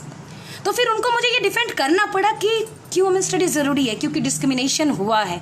पूरा उसका डाटा देना पड़ा कि यहाँ परसेंटेज है, चाहे वो लिटरेसी के फील्ड में हो, चाहे वो एम्प्लॉयमेंट की अपॉर्चुनिटी के फील्ड में हो, चाहे वो वर्किंग सेक्टर में रिप्रेजेंटेशन के फील्ड हो, या सोसाइटी में वायलेंस के सेक्टर में देखें, या इंटरनेशनल प्लेटफॉर्म में रिप्रेजेंटेशन, या फॉरेन डिसीजन मेकिंग में रिप्रेजेंटेशन, कि महिलाएं पिछड़ी हैं इसलिए इस अध्ययन की शुरुआत हुई है। हम ये नहीं कहते कि पुरुषों के साथ गलत नहीं होता है, उनके साथ भी अत्याचार होते हैं और उनको भी मुखर रूप से उनकी भी निष्पक्ष जांच होनी चाहिए। और इस परिप्रेक्ष्य में कई संगठन कार्य कर रहे हैं, लेकिन इसको एक अलग अध्ययन के रूप में, परिपाटी के रूप में विकसित करना बहुत आवश्यक है। दूसरी चीज एक बहुत जरूरी है कि एक सम्यक दृष्टि विकसित करना बहुत आवश्यक है, क्योंकि हमारे यहाँ समस्या ये है कि अगर किसी को पता चलता है ये नारीवादी है तो ये सिर्फ नारी की बात करेगी, ये एक संतुलित समाज की बात नहीं करेगी। ये एक बहुत ही गलत दृष्टिकोण है और मुझे लगता है ये पाश्चात्य विचारधारा से उन्मुख जो वो रेडिकल फेमिनिज्म ने कुछ माइंडसेट बना दिया था ना, कि हम एक ऐसे विश्व की परिकल्पना करते हैं जहाँ पे वो सिस्टर यूनिटी ऑफ सिस्टरहुड की बात करेंगे, जो पुरुषों के इतर व्यवस्था होगी, तो उस व्यवस्था को हम भारतीय परिप्रेक्ष्य में नहीं ला सकते, क्योंकि हमारे यहाँ जैसा कि बीकू पारेख ने कहा है, हम शेयर्ड कल्चर में जीते हैं, हम साझा संस्कृतियों के बीच जीने वाले लोग हैं, हम अपने संबंधों के जालों में जीने वाले लोग हैं। हमारे लिए पिता, भाई, पति, पुत्र एक हमारे आंगिक एकता के प्रतीक है, वो हमसे अलग नहीं है उनका। तो वैसे समाज की महिलाएं उनसे अलग इतर विश्व की कल्पना नहीं कर सकती। तो हमारे कॉन्टेक्स्ट में, हमारे सोसाइटियल स्ट्रक्चर में समझकर हमारी सनातन व्यवस्था के साथ एक फेमिनिज्म का एक इंडिजिनस कंसेप्ट डेवलप करने की जरूरत है। तभी जो ये आक्षेप लगाया जाता है नारीवादियों पर, इस पर कहीं ना कहीं उसको बंद हो सकेगा और कहीं ना कहीं उस जो एक कुंठित मानसिकता है उस पर प्रहार किया जा सकता है। तो अभी फिर हम इसको आगे देखें तो जो विभिन्न अध्ययन भी किए गए और उसमें पाया गया जो महिला अध्ययन पर विकास तो हो रहा था, लेकिन चिकित्सा के क्षेत्र में नारीवाद का थोड़ा प्रभाव कम था। महिलाओं का उतना अच्छा इंटरवेंशन खासकर मेडिकल सेक्टर में नहीं हो पाया। पत्रकारिता के क्षेत्र में उनका अच्छा इंटरवेंशन था, अकादमिक क्षेत्र में भी उनका अच्छा इंटरवेंशन था, लेकिन चिकित्सा के क्षेत्र में वो इंटरवेंशन करने में उतनी सक्सेसफुल नहीं हुई। और उग्रवादी जितने भी मेडिकल संगठन थे उसने इस क्षेत्र में काम करना शुरू किया। जैसे कि भारत में स्वैच्छिक स्वास्थ्य समुदाय और एक मेडिको फ्रेंड सर्कल, इन लोगों ने महिला संगठनों के साथ मिलकर कार्य करना शुरू किया और इन संगठनों ने बहुत ही इंपॉर्टेंट रोल प्ले किया। जो नुकसान पहुंचाने वाले, क्षति पहुंचाने वाले गर्भावस्था संबंधी जांच थी, जो गर्भ निरोधक दवाइयां थी जैसे कि नेटवेन है, डिपो प्रोवेरा है, इसका इन्होंने विरोध किया। जो कि बहुराष्ट्रीय कंपनियां क्या कर रही थी, वो विकासशील देशों में ऐसे दवाइयों की, ऐसे प्रैक्टिस टेस्ट किट्स का वो डंपिंग कर रही थी, इसका इन्होंने विरोध किया। यद्यपि अगर हम देखें तो नारीवादी कार्यकर्ता कुछ खतरनाक दवाइयों पर रोक लगाने में तो सक्षम रही, लेकिन अभी भी कुछ दवाइयां हैं और उसके बाद भी कुछ दवाइयों का दुरुपयोग होता रहा और उन दवाइयों के दुरुपयोग पर वो रोक लगाने में सक्षम नहीं हुई। जैसा कि एमनियोसिंथेसिस, इसका प्रयोग किया जाता है स्त्री भ्रूण को नष्ट करने के लिए, इस पर रोक लगाने में वो सफल नहीं हुई। तो हम देखते हैं कि जो समस्या है ये काफ़ी बृहद स्तर पर फैला हुआ है। तो इसलिए कुछ छोटे छोटे संगठन पर काम करेंगे तब, जब तक कि राष्ट्रव्यापी रूप से एक संगठित मंच न तैयार हो जिसमें कि सब क्षेत्र, भाषा, धर्म, local, regional, district, state level से इतर उठ के जब महिलाओं के लिए एकजुट होकर जब तक कोई मंच कार्य ना करे और उसके लिए सब लोग एकजुट होकर अपनी आवाज़ ना उठाए, तब तक ऐसे एमएनसीज के जो इंटरवेंशंस है उसको हम रोकने में सफल नहीं हो पाएंगे। अब हम कुछ और बातों पर आते हैं कि इसी समय देखिए, एक तरफ तो काफ़ी डेवलपमेंट 80s के डिकेड में हो रहा था, एकेडमिक क्षेत्र में इंटरवेंशंस हुआ, बाकी जगह में हुआ, लेकिन उसी समय एक नकारात्मक स्थिति उत्पन्न होने लगी थी जो कि दिल्ली, राजस्थान और बंगाल के कुछ भागों में 1982 और 83 के बीच में एक भयावह स्थिति उस समय उत्पन्न हुई जब सती प्रथा को पुनर्जीवित करने का प्रयास किया गया। और इसने कहीं ना कहीं एक सेटबैक की तरह था कि अब उसको कैसे रोका जा सके। इसके लिए काफ़ी आंदोलन हुए और उसमें कोशिश, क्योंकि उसको थोड़ा ट्रेडिशन के साथ जोड़ा गया, लेकिन फिर एक पैरेलली एक दूसरा ग्रुप भी तैयार था कि इस समस्या को निदान कैसे किया जाए। अब हम आते हैं कि कुछ जो महत्वपूर्ण चुनौतियां हैं, मेरा तो बस समय भी 1 घंटा हो ही रहा है। जो महत्वपूर्ण चुनौतियां हैं, ऐसे तो काफ़ी चुनौतियां हैं, लेकिन यहाँ पर मैं कोशिश करूंगी कि मैं 6 चुनौतियों पर चर्चा करूं। सबसे पहली जो चुनौती जो मुझे लगता है कि जो मैंने अभी पहले भी चर्चा किया, ये सहानुभूति नहीं स्व अनुभूति का विषय है। महिलाओं को आगे बढ़कर अपनी बातों को रखना होगा। मैं खेद के साथ एक बात व्यक्त करना चाहती हूँ कि मैंने 2012 के आसपास नर्सिंग की छात्राओं के साथ कुछ भेदभाव हुआ था, उसके खिलाफ मैंने एक आंदोलन की कोशिश रखी थी और उस आंदोलन में बड़े दुख के साथ मुझे कहना पड़ रहा है, मात्र मेरी कुछ सहेली और मेरी कुछ छात्राओं ने मेरा साथ निभाया था। और कुछ लड़कियों को मैं जानती थी जिनके साथ बहुत प्रताड़ना होती थी, वो मेरे साथ उस आंदोलन में आने के लिए तैयार नहीं थी। लोग क्या कहेंगे, ये लोग क्या कहेंगे कि सिंड्रोम से जब तक लोग नहीं निकलेंगे तो बहुत बड़ी समस्या होगी और इसके लिए महिलाओं को खुद निकलना पड़ेगा। दूसरा, विचारों की आधुनिकता बहुत आवश्यक है और महिलाएं आधुनिकता के नाम में दिखावे की आधुनिकता पर अधिक ध्यान देती है और ये एक बहुत बड़ी समस्या है। तो विचारों की आधुनिकता, अब इसको थोड़ा समझना होगा। ये भी इसके साथ बहुत मेरे साथ जुड़ा एक मतलब एक मेरी स्मृति है। जब मैं महिला महाविद्यालय की छात्रा थी तो मैंने इस पर एक अपना संभाषण प्रतियोगिता या कुछ था, तो उस समय मैंने अपने विचार व्यक्त किए थे। को मेरी कक्षा की छात्राओं को बहुत ही ताज्जुब लगा कि मैं इस तरह की बात कैसे रख सकती हूँ। मैंने कहा, ये जो तुम लोग सोचते हो ना कि जितने मॉडर्न ड्रेस पहन लेंगे हम बहुत अल्ट्रा मॉडर्न दिखेंगे तो हम बहुत मॉडर्न हो जाएंगे, सबसे पहले नॉलेज का देखो, कितनी नॉलेज है तुम्हारे पास। मैं ये नहीं कह रही हूँ, जो ये भी एक बहुत बड़ा मुद्दा है जिस पे कई महिलाओं का कुछ अलग दृष्टिकोण है। कई बड़े बड़े चिंतक अलग दृष्टिकोण रखते हैं कि गांव की महिलाओं के साथ भी तो रेप होता है, जो बुरखे में पड़ी महिलाओं के साथ भी होता है, इसका क्या मतलब है। लेकिन हम अपने आप को उपभोग की वस्तु के रूप में क्यों प्रस्तुत करें? हर जगह का कोड ऑफ कंडक्ट अलग होता है। पार्टी के लिए अलग ड्रेस होना चाहिए, घर के लिए अलग ड्रेस होना चाहिए, सार्वजनिक स्थल के लिए अलग ड्रेस होना चाहिए, डांस बार के लिए अलग ड्रेस होना चाहिए। आप अनेक अलग अलग जगह के अलग अलग चीज़ों का आप क्यों नहीं प्रयोग करेंगे? अगर आपको एक बैलेंस लाइफ जीना है तो अगर महिला खुद अपने आप को उपभोग की वस्तु के रूप में प्रस्तुत करेंगी तो वो निश्चित रूप से उससे क्या होगा, हम क्यों दिखाते हैं? जब ये मस्तिष्क खाली होता है तब हम अपने आप को प्रस्तुत करना एक वस्तु के रूप में प्रस्तुत करते हैं, जैसे आजकल के एडवर्टाइजमेंट में होता है ना। ये बहुत चिंताजनक है कि क्यों, क्या आपके पास ज्ञान नहीं है? क्या सॉरी, बीच में एक कॉल आ गया था जिसकी वजह से ये थोड़ा सा व्यवधान पड़ गया था। मैंने तो डू नॉट डिस्टर्ब किया था, थोड़ा सा तकनीकी क्षेत्रों से मैं उतनी जानकार नहीं हूँ, इसलिए वजह से वो पता नहीं चल पाया था।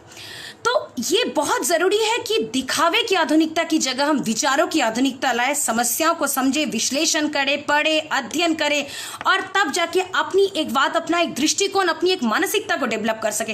और जब हम इच्छा शक्ति के साथ कार्य करेंगे ना तो बड़ी से बड़ी समस्याएं भी छोटी लगने लगेगी। और मुझे नहीं लगता कि जब महिलाएं सचेतन होकर अपने स्वयं को बाहर निकालेंगी तो उसको लेकर कोई समस्या नहीं उत्पन्न होगी। तो दूसरी बात जो मैंने विचारों की आधुनिकता की बात की कि विचारों की आधुनिकता को अपनाएं, ये बहुत आवश्यक है और इसके साथ महिला आंदोलन किस प्रकार से संघर्ष करे। तीसरा जो बहुत महत्वपूर्ण मुद्दा है कि ये जो मानसिकता कब बदलेगी कि घर में जो काम किया जाता है वो अनप्रोडक्टिव होता है और बाहर जो काम किया जाता है वो प्रोडक्टिव होता है। ये एक बहुत बड़ी समस्या है। इसी की वजह से काफ़ी महिला संगठन इसके लिए आंदोलन भी कर रहे हैं कि उनको घर के द्वारा उनमें जो डोमेस्टिक टॉयल करती हैं उसको भी मान्यता मिलनी चाहिए, उसका भी कैलकुलेशन होना चाहिए। देखिए, इसके दो पक्ष हैं। सबसे पहली बात, जो एक पुरुष बाहर जाके काम कर रहा है, क्या उसके पीछे एक महिला का योगदान नहीं है? अगर वो अशिक्षित भी है, वो टाइम से उठ के नाश्ता देती है, चाय देती है, खाना देती है, कपड़े धो देती है, प्रेस करके देती है, उसको पूरा एक कंफर्टेबल लाइफ देती है, घर में एक सुकून का वातावरण रहता है, साफ सफाई रहता है, वो कहीं ना कहीं उस व्यक्ति को सशक्त बनाता है कि वो अपने सार्वजनिक दायित्वों का निर्वहन कर सके। तो घर में जो महिला काम करती है उसका तो वर्किंग आवर का कैलकुलेशन नहीं हो सकता। वो कभी सुबह 5-6 बजे से भी शुरू हो सकता है, रात 12 बजे तक भी चल सकता है और ना उसके लिए कोई पेमेंट दिया जाता है। तो अगर इसको इस तरह से विश्लेषित करें कि अगर महिला के इन सारे कामों के लिए किसी वर्कर को रखा जाए, उसको पे किया जाए, तो वो पेमेंट, अब उसको फिर पेमेंट के स्ट्रक्चर में देखेंगे तो ये मानसिकता विकसित करनी होगी कि अगर उसको पेमेंट करना पड़ेगा तो हमें कितना पे करना पड़ेगा इस पर्टिकुलर मेड को, उस पर्टिकुलर उन सारे वर्क्स के लिए। इवन उसमें भी कुछ वर्क तो वो कर भी नहीं पाएंगी। तो घरेलू कार्यों को अनुत्पादक मानना ये बहुत बड़ी समस्या है और इसके लिए क्या जरूरी है? मानसिकता बदलनी होगी। मैं ये बात स्वीकार करती हूँ कि भारत में इस प्रकार का कल्चर नहीं है, हम स्वतः ही काम करते हैं, हमें उसके लिए किसी को बोलना नहीं पड़ता, हमें लगता है कि हमारा दायित्व है, हमको करना चाहिए, उसके लिए हमें पेमेंट की ज़रूरत नहीं है। लेकिन जब इसका बाहर प्रतिकार किया जाए या इसको अनप्रोडक्टिव माना जाए, वो प्रॉब्लम है। ये जो कंसेप्ट डेवलप हो रहा है कि नहीं, अब वो हाउसवाइफ नहीं है, वो होम मेकर है, ये बहुत ही सराहनीय है कि निश्चित रूप से वो होम मेकर की भूमिका निभा रही है। तो वो जो अनप्रोडक्टिव है, इस मान्यता से हटना होगा और घरेलू कार्यों को भी उतना ही उचित सम्मान देना बहुत जरूरी है। अब ये 3 चुनौती के साथ जो चौथी चुनौती होती है, जो निजी या जो धर्म आधारित जो विभेदीकृत कानून है, ये एक बहुत बड़ा विवाद का विषय बना रहता है। और जो पारिवारिक निजी कानून का मामला है, और खासकर जब 1985 में शाहबानो का मामला आप सब लोग जानते ही हैं कि अगस्त 1985 में जब शाहबानो के केस में जो डिसीजन हुआ, जब उन्होंने अपना भरण पोषण के अधिकार का संरक्षण मांगा था तलाक के बाद, तो उस समय जो विवाद उत्पन्न हुआ और मुस्लिम लीग के एक सांसद GM बनाटवाला ने तो संसद में एक ऐसा विधेयक भी रखा कि मुस्लिम महिलाओं को सेक्शन 125 से बाहर रखा जाए। सुप्रीम कोर्ट ने तो एक अच्छा डिसीजन शाहबानो के मामले में दिया, उसको भरण पोषण का अधिकार प्रदान किया, लेकिन उस समय की कुछ कट्टरपंथी संस्थाओं ने कुछ और तरीका अपनाया, क्योंकि 1986 में ये बहुत अच्छा कदम उठाया गया कि मुस्लिम महिला तलाक के विरुद्ध संरक्षण का अधिकार विधेयक पारित हुआ। और लेकिन जैसा कि सबको विदित भी है कि सरकार कट्टरपंथी संस्थाओं के दबाव में आकर उनको इसमें अपने फैसले को वापस लेना पड़ा। तो ये एक बहुत बड़ी समस्या है कि इसको कैसे निपटाया जाए। अब आपके धारा 44 के लिए यूनिफॉर्म सिविल कोड के लिए एकमतता बनाना, उसको सुनिश्चित करना, ताकि उसके साथ ही हमारे यहाँ कम्युनल हार्मनी बनी रहे, ये भी जरूरी है। हर संगठन, हर नेतृत्व, हर धर्म, हर संस्था, हर वर्ग के विचारों को भी सम्मिलित करते हुए, तो ये एक बहुत बड़ी चुनौती है। तभी समाज का हर वर्ग की महिला का डेवलपमेंट होगा, क्योंकि हम एक विशेष वर्ग की महिला को लेके तो नहीं चल सकते, हमें तो सबको लेके चलना है। तो ये एक बहुत बड़ी चुनौती है। फिर 1987 में जो पांचवी जो मुझे चुनौती लगती है कि 1987 में सितंबर में राजस्थान में एक प्रैक्टिस हुआ, जो मतलब ये भी एक तरह से कह सकते हैं कि ये रिपरकर्शन था। ये होता है ना कि एक उसका डोमिनो इफेक्ट था शाहबानो केस का, कि 1987 में राजस्थान में द्योराला गांव में सती प्रथा को पुनर्जीवित किया गया और रूप कंवर की हत्या की गई सती प्रथा के नाम पर। तो इससे क्या हुआ, इस विषय पर पुनः विवाद उत्पन्न हो गया कि हिंदू महिलाओं के लिए क्या उचित है, क्या अनुचित है। साथ ही इसको नकारात्मक रूप से धार्मिक पहचान के साथ भी जोड़ा गया। तो ये एक बहुत चिंताजनक विषय था कि समाज मतलब एक मुस्लिम महिला के इसमें संरक्षण पर वो चर्चा चल रही थी, और उसके बाद अचानक से इस तरह से रिटरेशन देना, उस तरह से प्रतिक्रिया के माध्यम से कुछ कट्टरपंथी संस्थाओं द्वारा इस तरह के रिवाज को रिवाइव करना, तो ये चिंताजनक विषय है कि हम इस प्रकार की विकृत मानसिकता का किस प्रकार सामना करेंगी महिला आंदोलन के नेतृत्व द्वारा, किस प्रकार से वो इनको जूझेंगी। ये एक बहुत बड़ा एक तरह से चुनौती था। फिर जो एक और जो मुझे महत्वपूर्ण चुनौती लगती है वो है ये जो दिखता है वो बिकता है का कंसेप्ट, जिसे हमारे बॉलीवुड ने बहुत लोकप्रिय बना दिया है। कि एक तरफ हम नारी अस्मिता की बात करते हैं और दूसरी तरफ आपको याद होगा जब हम लोग छोटे थे और हर चौराहे पर ब्लू फिल्म के बड़े बड़े पोस्टर लगा करते थे। तो ये कितना मतलब, और उसके लिए कितना बड़ा आंदोलन चला, और मैं जानती हूँ कि महिला महाविद्यालय से जुड़े कुछ लोगों द्वारा भी ये आंदोलन चलाया गया था। इसको हटाने के लिए बहुत संघर्ष करना पड़ा था। आज ये चीज़ें काफ़ी कंट्रोल हुई है, लेकिन फिर से ये भद्दी प्रैक्टिसेस रिपीट नहीं होनी चाहिए, चाहे वो एडवर्टाइजमेंट के माध्यम से हो, चाहे वो किसी भी रूप से हो। इसके लिए समाज के हर वर्ग को जागरूक होना होगा, इसका पुरजोर विरोध करना होगा, और इसके लिए सबको एकजुट होकर काम करना होगा। और इसमें निश्चित रूप से जो यूएन का कैंपेन है ही फॉर शी, ये बहुत ज़रूरी है कि पुरुष वर्ग भी आगे आए। ही फॉर शी के कैंपेन का जो जोर है कि पुरुष वर्ग भी आगे आकर इस तरह की गलत प्रैक्टिसेस का विरोध करे, और इस तरह के अगर ये जो कंसेप्ट है इस पर रोक लगे कि उसको एक उपभोग की वस्तु के रूप में प्रस्तुत करने की जो मान, क्यों हमारे कल्चर के अगेंस्ट है, तो हम इसका विरोध करेंगे। ये बहुत ज़्यादा ज़रूरी है। अब मैं थोड़ा सा हाल के जो आंदोलन है उनका थोड़ा चर्चा करना चाहूँगी, क्योंकि उसके बिना ये अध्ययन अधूरा सा लगता है। जैसे निर्भया केस आप सब लोग जानते ही होंगे, इस पर हम संक्षिप्त रूप से ही मतलब बात करना चाहेंगे कि 21 दिसंबर 2012 में राष्ट्रपति भवन के आसपास का जो पूरा क्षेत्र था वो पूरे जन आंदोलन से भर गया था। क्यों? क्योंकि 23 वर्षीय छात्रा के साथ बलात्कार के बाद निर्मम रूप से उसकी हत्या की गई, और महिला आंदोलन और जन आंदोलन इतना उग्र प्रदर्शन के रूप में तब्दील हो गया कि इसके बाद बलात्कार संबंधी कानूनों में बृहद परिवर्तन हुआ। और हमें इस प्रकार के जन आंदोलन की आवश्यकता है अगर हमें बहुत बड़े बृहद परिवर्तन की आशा करते हैं तो। और इसी से ही कहीं ना कहीं जो आईपीसी की धाराओं में भी संशोधन किया गया। तो ये हम मानते हैं कि जो महिलाओं का ये आंदोलन है, और इसको तो हम महिला और सिविल सोसाइटी मूवमेंट साथ में जोड़ के बृहद जन आंदोलन के रूप में था, तो इससे कहीं ना कहीं परिवर्तन जन्म लेगा, समाज की स्थिति में परिवर्तन आएगी। इसी तरह जगमती सागवान ने एक आंदोलन चलाया था खाप पंचायतों के विरुद्ध। 1995 की यह घटना है कि 1995 में खाप पंचायतों के एक निर्णय से एक हत्या की गई थी, ऑब्वियसली उनके द्वारा जो गलत निर्णय दिए गए। और उससे के बाद क्या हुआ, जगमती सागवान के नेतृत्व में लगभग 50,000 महिलाओं ने इस घटना का विरोध किया, और हरियाणा में इनके नेतृत्व में उन्होंने कन्या भ्रूण हत्या और ऑनर किलिंग, अर्थात ऑनर किलिंग का मतलब कि अपनी झूठी शान के नाम पर हत्या, इसके विरुद्ध उन्होंने आंदोलन चलाया और लोगों को जागरूक किया कि इस प्रकार की प्रैक्टिसेस गलत है और इसका विरोध किया। इसी तरह मणिपुर में भी माताओं द्वारा उग्र प्रदर्शन किया गया 11 जुलाई 2004 को, जब टी मनोरमा नाम की एक महिला को नृशंस रूप से बलात्कार कर असम राइफल के सदस्यों द्वारा उनकी हत्या कर दी गई और इसके विरोध में मणिपुर की महिलाओं ने उग्र प्रदर्शन किया और उसमें फिर सरकार को भी इंटरवीन करना पड़ा। इसी तरह आंध्र प्रदेश में मद्यपान के विरुद्ध आंदोलन हुआ।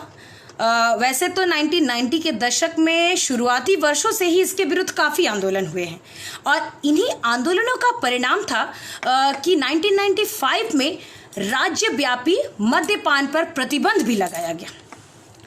उसी तरह जो गुलाब गैंग आंदोलन था, जो कि 2002 के बाद से काफ़ी एक्टिव हुआ, कि ये जो कुछ महिलाएं थी, ये समाज में जो व्याप्त जेंडर पर आधारित जो सामाजिक कुरीतियां थी, इसके विरुद्ध उन्होंने आंदोलन शुरू किया। और 2002 में इसको हम अगर देखें तो इसकी नींव जो पड़ी वो उत्तर प्रदेश के बांदा जिले के बदौसा की सुमन सिंह चौहान ने उनके एक सहेली के साथ, उनके पति ने मतलब उनके ऊपर अत्याचार किया, शराब पीकर उसको मारा पीटा और इसके विरुद्ध उन्होंने आवाज़ उठाई और महिलाओं को उन्होंने संगठित किया और संगठित करके उसका बहिष्कार किया। और इस आंदोलन से धीरे धीरे और महिलाएं जुड़ने लगी और इन महिलाओं ने जमाखोरी, रिश्वतखोरी, जाति आधारित जो भेदभाव है, इनके खिलाफ भी उन लोगों ने आवाज़ उठाया। और इस गैंग की जो लीडर थी, जो संपत लाल देवी ने, इन्होंने स्पष्ट किया कि इस इलाके में पुलिस और जो प्रशासन है वो मदद के लिए नहीं आते हैं, इसीलिए कभी कभी हमें कानून को अपने हाथों में लेना पड़ता है।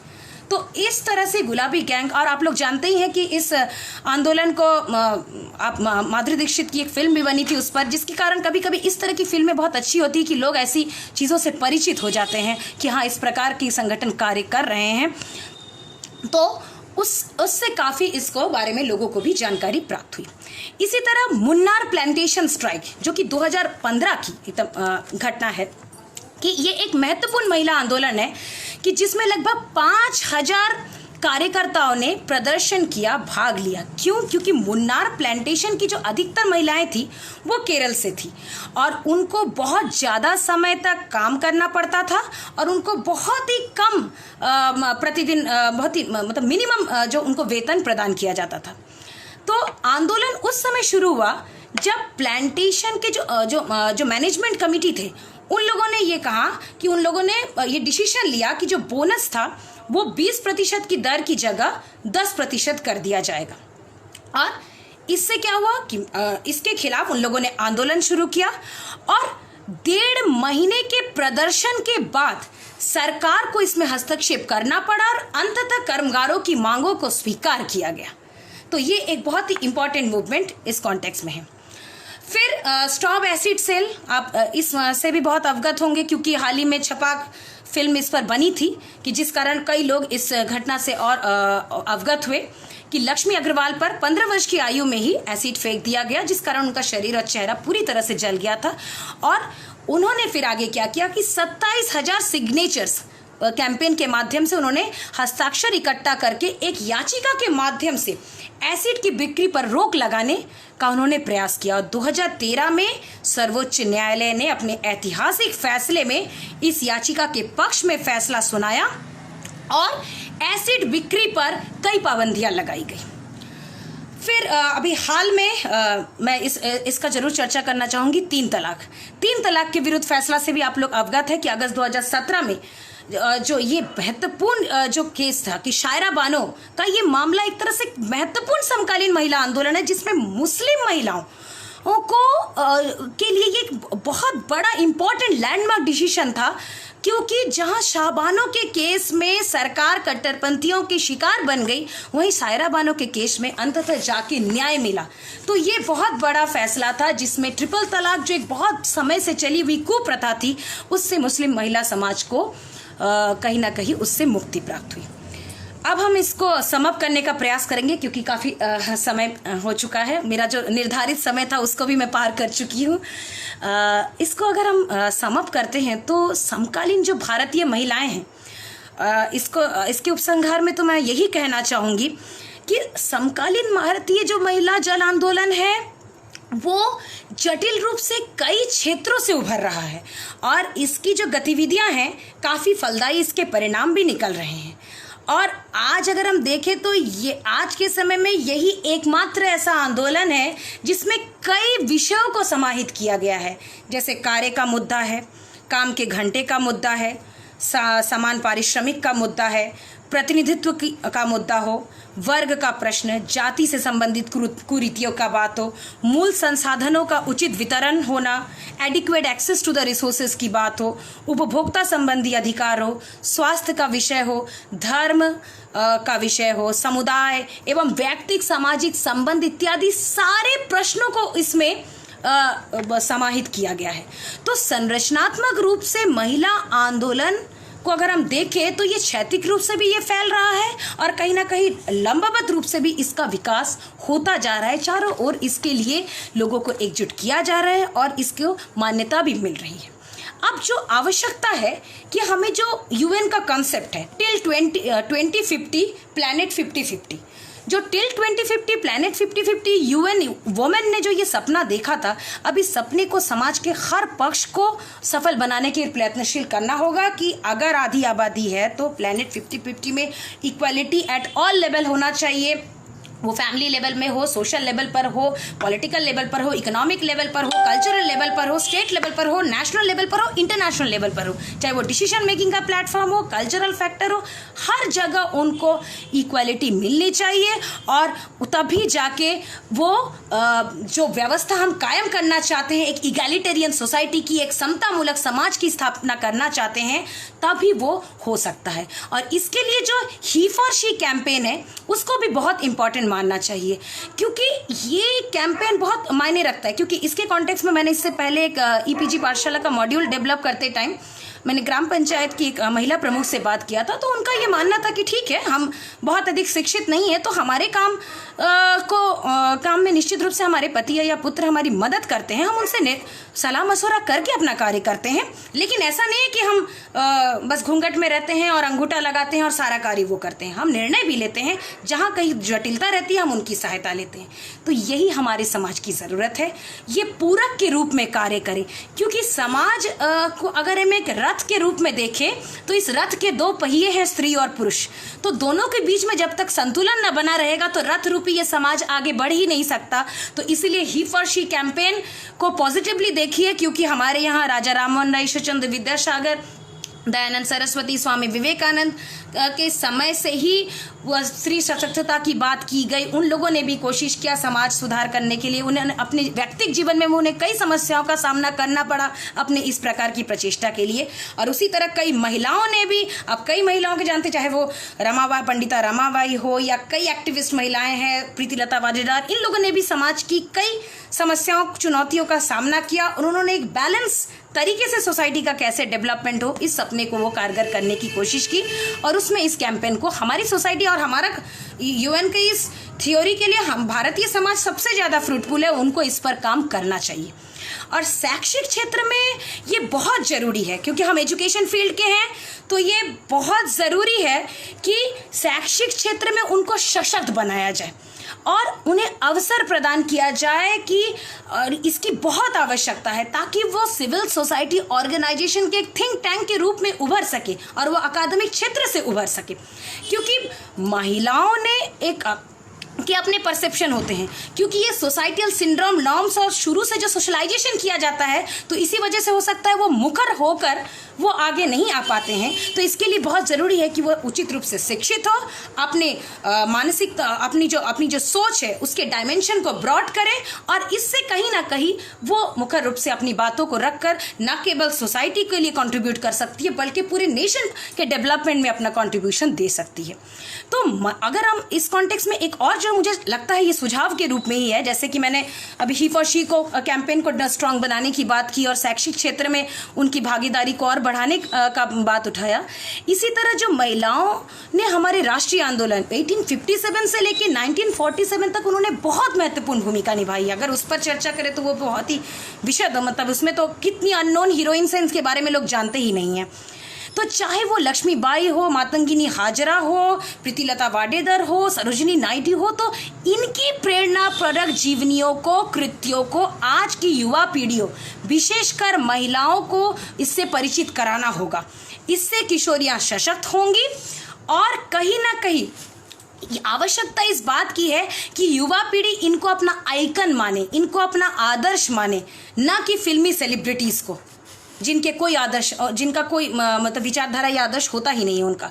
तो उन वीरांगनाओं की संघर्ष की गाथाएं निश्चित रूप से आज की युवा महिलाओं को मॉलेस्टेशन, ईव टीसिंग और अन्य प्रकार की जितने भी हिंसा है उसके विरुद्ध उनको सचेतनता के साथ, ये बहुत जरूरी है, जोश में होश नहीं खोना है, सचेतनता के साथ, दृढ़ इच्छा शक्ति के साथ आवाज उठाने में उनको मदद करेगी।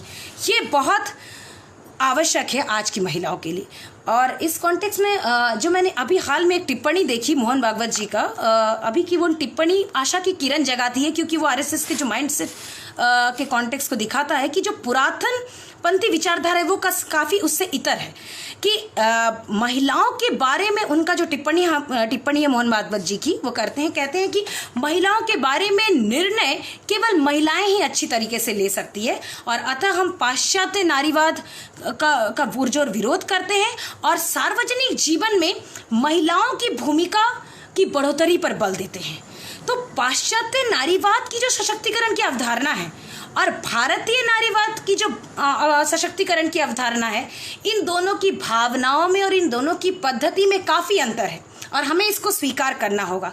हम अपने इंडिजिनस मॉडल ऑफ डेवलपमेंट से ही जितने वुमेन मूवमेंट है उनको स्ट्रांग बना सकते हैं, हमारे देशज पद्धतियों से ही हम अपने महिला आंदोलनों को सशक्त बना सकते हैं।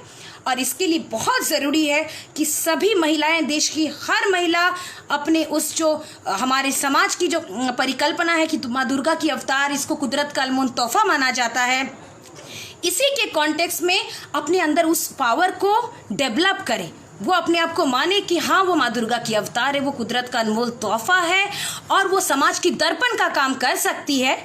और उसके लिए सबको अपनी सोच को, डायमेंशन को विकसित करना होगा, तभी वो समाज की जो ये माइंडसेट बनी हुई है उसको वो धीरे धीरे स्नेह से, संस्कारों से, प्यार से, परिवार से शुरू करके धीरे धीरे परिवर्तित करने में सफल होगी।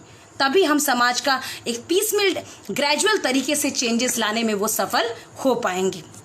अब इसके लिए बहुत ज़रूरी है कि इस कॉन्टेक्स्ट में जो बैलेंस है, हम सशक्तिकरण के अपने देशीय व्यवस्था के साथ आगे बढ़े, पाश्चात्य व्यवस्था सिद्धांतों का अंधानुकरण न करके उसको अपनी देशीय परिस्थिति के अनुसार उसको ढाले।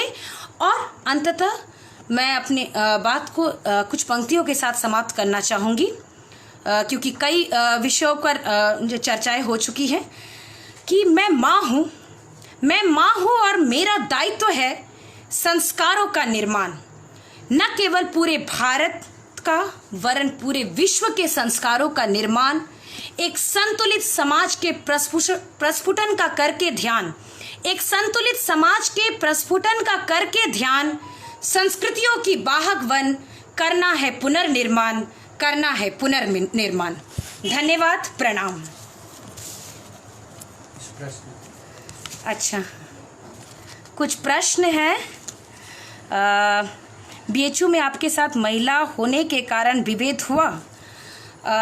मैं मानती हूँ कि मैंने विभेद का अवसर आने ही नहीं दिया, क्योंकि मुझे लगता है अगर महिला स्ट्रॉन्ग विल पावर की हो और उसके साथ कोई विभेद करना चाहे तो वो उसको अपने विचार शक्ति से ही परास्त कर सकती है। उसके लिए उसको पुलिस और कहीं और जाने की ज़रूरत नहीं है। तो अगर कभी विरोध की स्थिति उत्पन्न हुई तो मैंने अपने विचारों के साथ ही उसको परास्त कर दिया। और इसलिए मैं मानती हूँ कि इसके लिए बहुत ज़रूरी है कि स्ट्रॉन्ग विल पावर बढ़ाए, और उसमें मैं मानती हूँ, मेरा पर्सनल अनुभव है, प्रार्थना करिए। जिस भी धर्म को आप मानते हैं रेगुलर प्रार्थना करिए, जिस भी ईश्वर जिस भी भगवान को मानते हैं, इससे एक आंतरिक ऊर्जा मिलती है। वो जो एक सुपर पावर है वो आपके साथ हमेशा रहता है, जो आपको एक स्ट्रॉन्ग विल पावर को बूस्टअप करने में मदद करता है। अच्छा, तो दूसरा प्रश्न है, इंटरनेट द्वारा अश्लीलता परोसी जा रही है, ये सच्चाई है? और मैं मानती हूँ कि साइबर जितने भी एक्ट्स बन रहे हैं, सरकार इसके लिए बहुत साइबर क्राइम को रोकने के लिए सीधा ऐसे जितने साइट से इनको ब्लॉक कर दिया जाए। ये जो सुविधा होती है, मैं बड़े दुख के साथ कहना चाहूँगी, मैंने काशी हिंदू विश्वविद्यालय की एक फैकल्टी में अचानक से मैं किसी और कॉन्टेक्स्ट में काम करने गई थी और वहाँ के कंप्यूटर सेंटर में मैंने जाके देखा कि बच्चे पढ़ने के नाम पे लैपटॉप खोल के कुछ मतलब वो जो फ्री सिस्टम वहाँ का एक सुविधा मिली हुई है कि स्वतंत्र रूप से वहाँ पे निर्बाधित इंटरनेट की सुविधा का इतना दुरुपयोग कर रहे थे सब लोग, छात्र छात्राएं दोनों, एक छात्र छात्राएं दोनों इतना उसका दुरुपयोग कर रहे थे कि मुझे बहुत दुख हुआ। मुझे लगा कि अगर कोई ऐसा सिस्टम होता कि ऑपरेटर जो जहां से कंट्रोल होता है वहीं से ऐसे साइट्स पर बैन लगना चाहिए और इस इंटरनेट से अश्लीलता परोसने का, आप इसका तो पूरा डाटा है कि जितने भी ये रेप और इतने सारे जो केसेस उभर कर आ रहे हैं, जो छोटी 2.5 साल की 3 साल की बच्चियों के साथ अत्याचार हो रहे हैं, उनके जितने भी क्रिमिनल्स है वो स्वीकार करते हैं कि इन्होंने ऐसा वीडियो यहाँ देखा वहां देखा, उसके बाद उन्होंने ऐसा किया, तो उस पर तुरंत रोक लगनी चाहिए।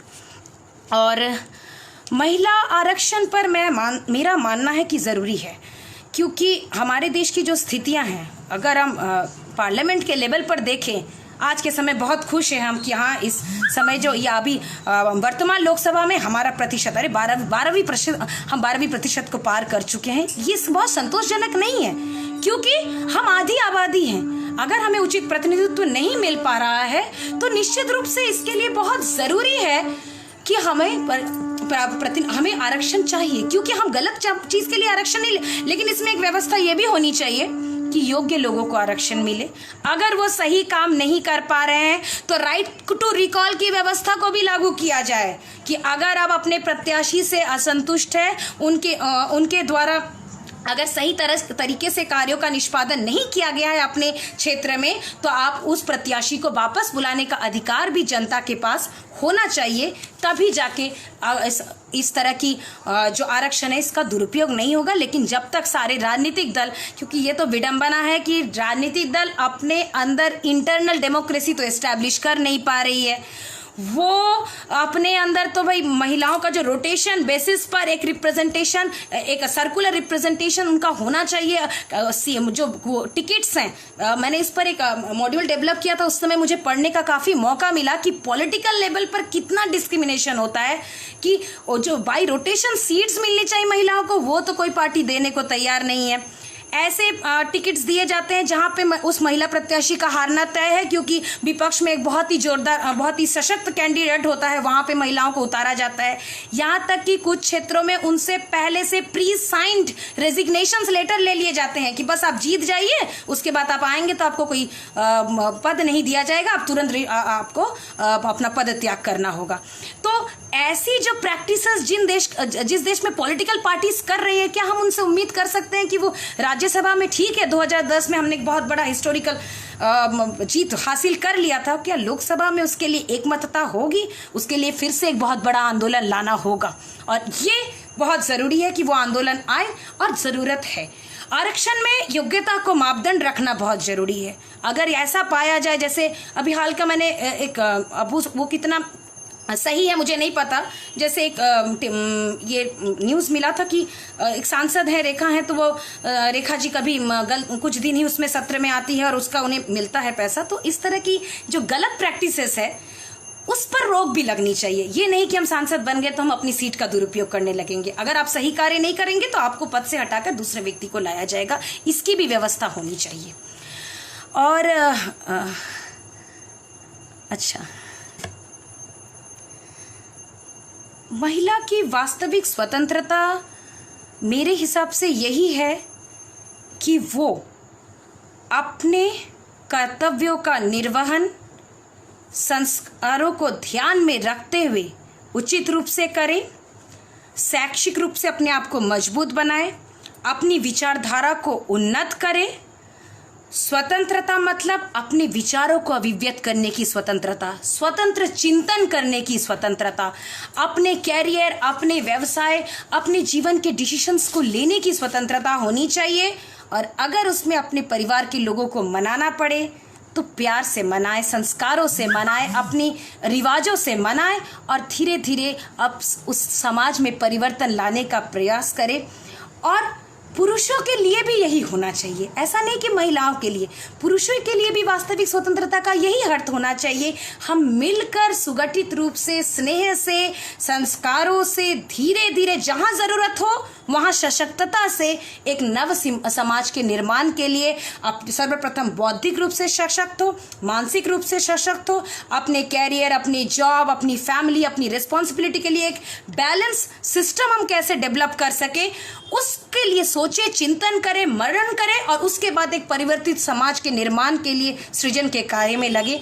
यही वास्तविक स्वतंत्रता है। स्वतंत्रता का जो गलत अर्थ लिया जाता है उसको थोड़ा सा परहेज करना चाहिए, क्योंकि जब तक आपकी अंतर आत्मा स्वतंत्र होके एक जिसे कहते हैं एम्पावर्ड सोल न बन जाए, एक सशक्त आत्मा के रूप में न हो जाए, तब तक निश्चित रूप से वो व्यवस्था नहीं डेवलप हो सकती। और पुरुषों के लिए भी यही ज़रूरी है, उनके लिए भी स्वतंत्रता यही है कि उन्हें नारी का सम्मान करना चाहिए। ये नहीं कि आपके घर में स्त्री के साथ, अपनी बहन, पत्नी, माँ के साथ जो व्यवहार किया जाता है, बाहर की स्त्री के साथ भी एक वो सहचरी के रूप में वो जो एक कदम से कदम मिलाकर काम कर रही है, उसका सम्मान की दृष्टि से उसके साथ कार्य करना चाहिए, क्योंकि वही आपके घर में सहधर्मिणी के रूप में आपके जीवन के प्रतिक्षण में आपका साथ निभा रही है। और हमारे दर्शन, श्रीमद् भागवत गीता और हमारी व्यवस्था का तो सार ही है कि प्रत्येक मनुष्य की आत्मा में ईश्वरीय तत्व निवास करती है, तो सबका सम्मान करना तो बहुत आवश्यक है। अगर उसमें राक्षसी प्रवृत्ति उत्पन्न हो रही है तो उसका दमन करना भी आवश्यक है। इसमें एक प्रश्न ये है कि हाँ, ये दोनों प्रश्न तो हो गए। अच्छा, कविता को पुनः एक बार पढ़ने का, ठीक है। मैं माँ हूँ और मेरा ये दायित्व है संस्कारों का निर्माण, न केवल पूरे भारत के लिए वरन पूरे विश्व के संस्कारों का निर्माण। एक संतुलित समाज के प्रस्फुटन का करके ध्यान, एक संतुलित समाज के प्रस्फुटन का करके ध्यान, संस्कृतियों का वाहक वन करना है पुनर्निर्माण, करना है पुनर्निर्माण। धन्यवाद, प्रणाम।